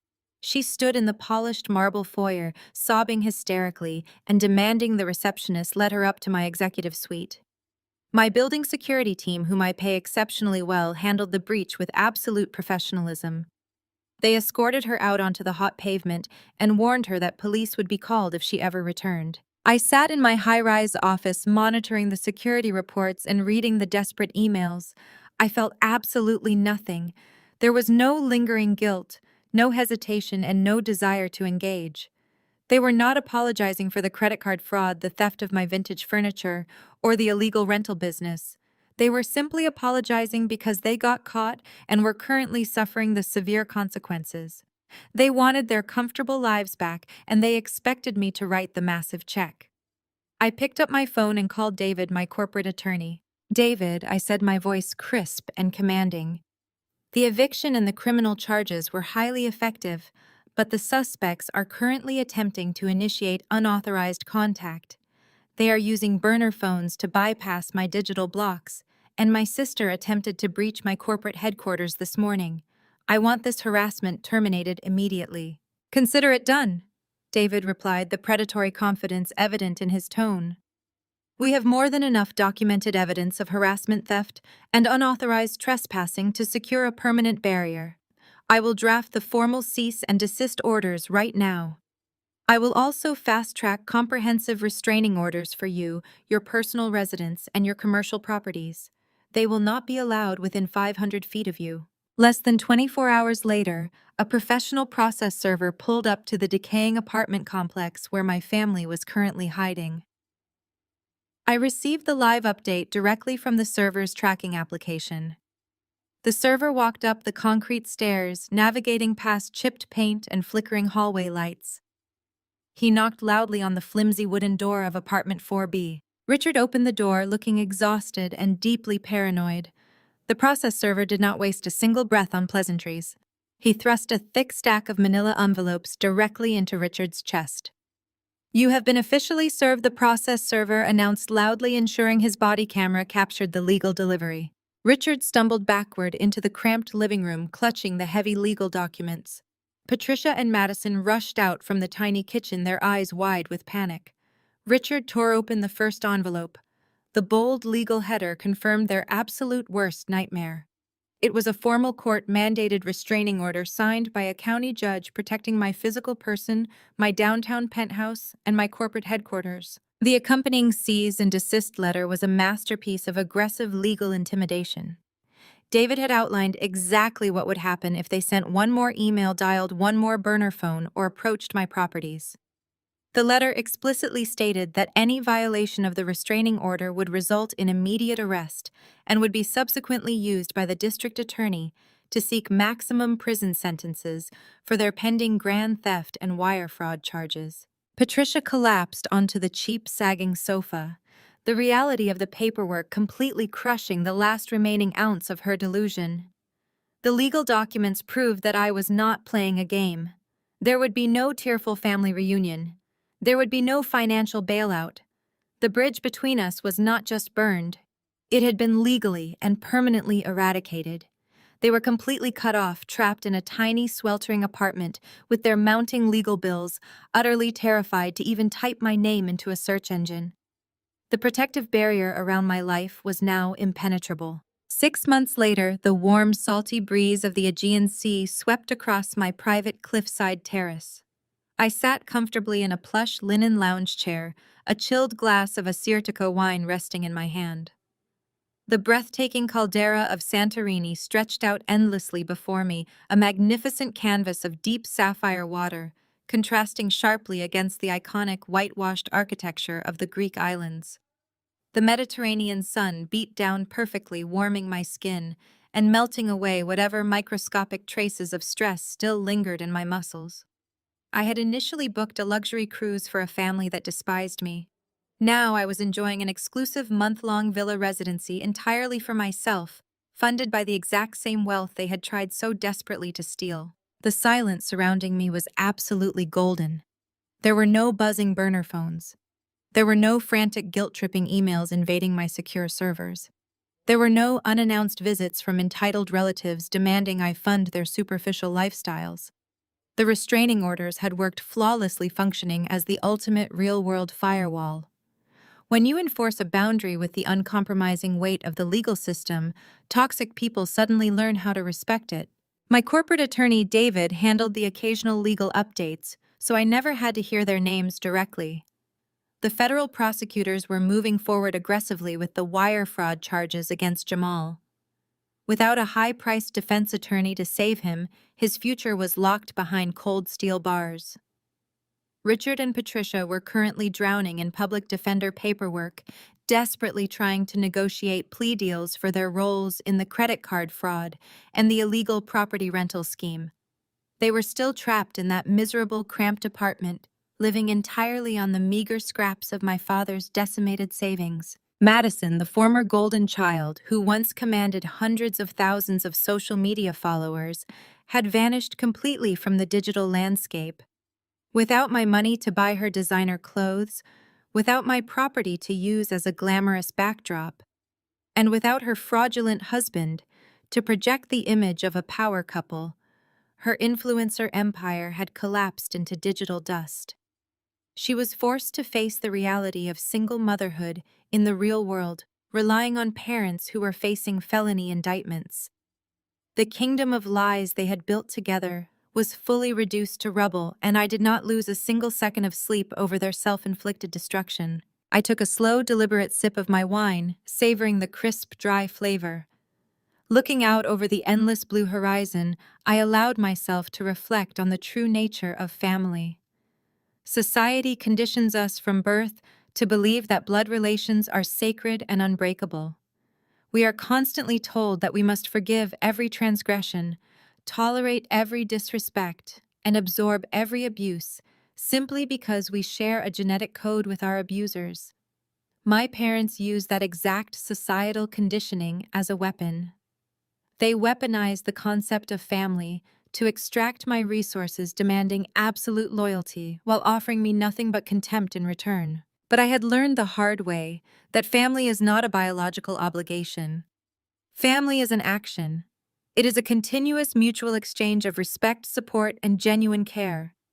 Blood might make you related, but loyalty, honesty, and boundaries make you family. When people who share your last name treat you worse than complete strangers, you have zero obligation to keep them in your life. Walking away from them was not an act of cruelty. It was an act of profound self-preservation. I did not destroy my family. I simply stopped paying the subscription fee for my own abuse. I used to believe that my success intimidated them. I used to think that if I just bought them a nicer house, funded a more expensive vacation, or gave them a higher credit limit, they would finally look at me with the pride and affection they showered so easily upon Madison. I was the invisible architect of their comfort, desperately hoping they would one day acknowledge the foundation I had built for them. But wealth does not change toxic people. It only amplifies their entitlement and exposes their greed. They did not resent me because I was a computer nerd, and they did not resent me because I worked long hours. They resented me because my independence was a constant glaring reminder of their own parasitic failures. They hated that they needed my money to survive, so they tried to punish me for providing it. My company has experienced its most profitable quarter to date since I eliminated the relentless distraction of my family. My team recently secured 3 new international contracts, and I am currently negotiating a major expansion into the European market. When you stop pouring your energy into a bottomless pit of familial guilt, you suddenly have an abundance of power to invest in your own growth. The mental clarity that comes from purging toxic elements from your life is absolutely unparalleled. My personal network is fully optimized, running without a single bug glitch or security vulnerability. Now I am completely free. I run a thriving cybersecurity firm that protects the assets of massive corporations. I own a beautiful downtown penthouse that is completely secure from unauthorized entry. I am 33 years old, financially independent, and deeply at peace with the woman I see in the mirror every single morning. I no longer shrink myself to make other people feel larger. I no longer apologize for demanding basic human respect. The firewall I built around my heart and my finances is permanently active, and the authorized user list is currently a party of one. The sun began to dip lower toward the sparkling Aegean Sea, painting the sky in brilliant streaks of magenta gold and deep violet. It was a flawless quiet, an utterly perfect evening. I set my wineglass down on the smooth stone table and opened my laptop. I had a few lucrative security contracts to review before heading out to a private seafood dinner on the coast. I was building an empire, and I was going to enjoy every single second of it entirely on my own terms. They always told me I would be absolutely nothing without the support of my family. They said I would be miserable, lonely, and completely isolated if I dared to walk away from them. It turns out I gained the entire world the second I finally cut them out of it. Have you ever had to use the absolute full extent of the law to teach your toxic family a permanent lesson about respect and boundaries? How did you finally break free from the people who mistreated you while demanding your loyalty? Tell me your story down in the comments below. If my journey to absolute freedom resonated with you, please hit that like button and subscribe to the channel for more stories about setting firm boundaries, protecting your peace, and reclaiming your power. Remember, you do not owe your success, your sanity, or your peace of mind to anyone who treats you like an option. Protect your assets, secure your boundaries, and never let anyone make you feel guilty for choosing yourself. Thank you for watching, and I will see you in the next video. As an AI analyzing Olivia's intense journey, the most profound lesson that emerges from her story is a fundamental truth about human relationships. Biology does not automatically entitle anyone to your peace, your resources, or your sanity. Society often conditions us to believe that family bonds are sacred and unbreakable, demanding endless forgiveness, regardless of how deeply we are betrayed. Olivia's narrative shatters that illusion. It teaches us that when familial ties become synonymous with exploitation, establishing a boundary of steel is not an act of cruelty, it is an act of profound self-preservation. She realized that her relatives were not just taking her money, they were actively feeding off her self-esteem to inflate their own fragile egos. The real tragedy of toxic dynamics is how they trick you into believing your worth is tied to how much disrespect you can quietly endure. For years, Olivia functioned as the invisible architect of her family's comfort, hoping her generosity would eventually earn their genuine love. But you cannot buy respect from people who are fundamentally committed to undervaluing you. The defining moment of growth is not when you finally get them to apologize.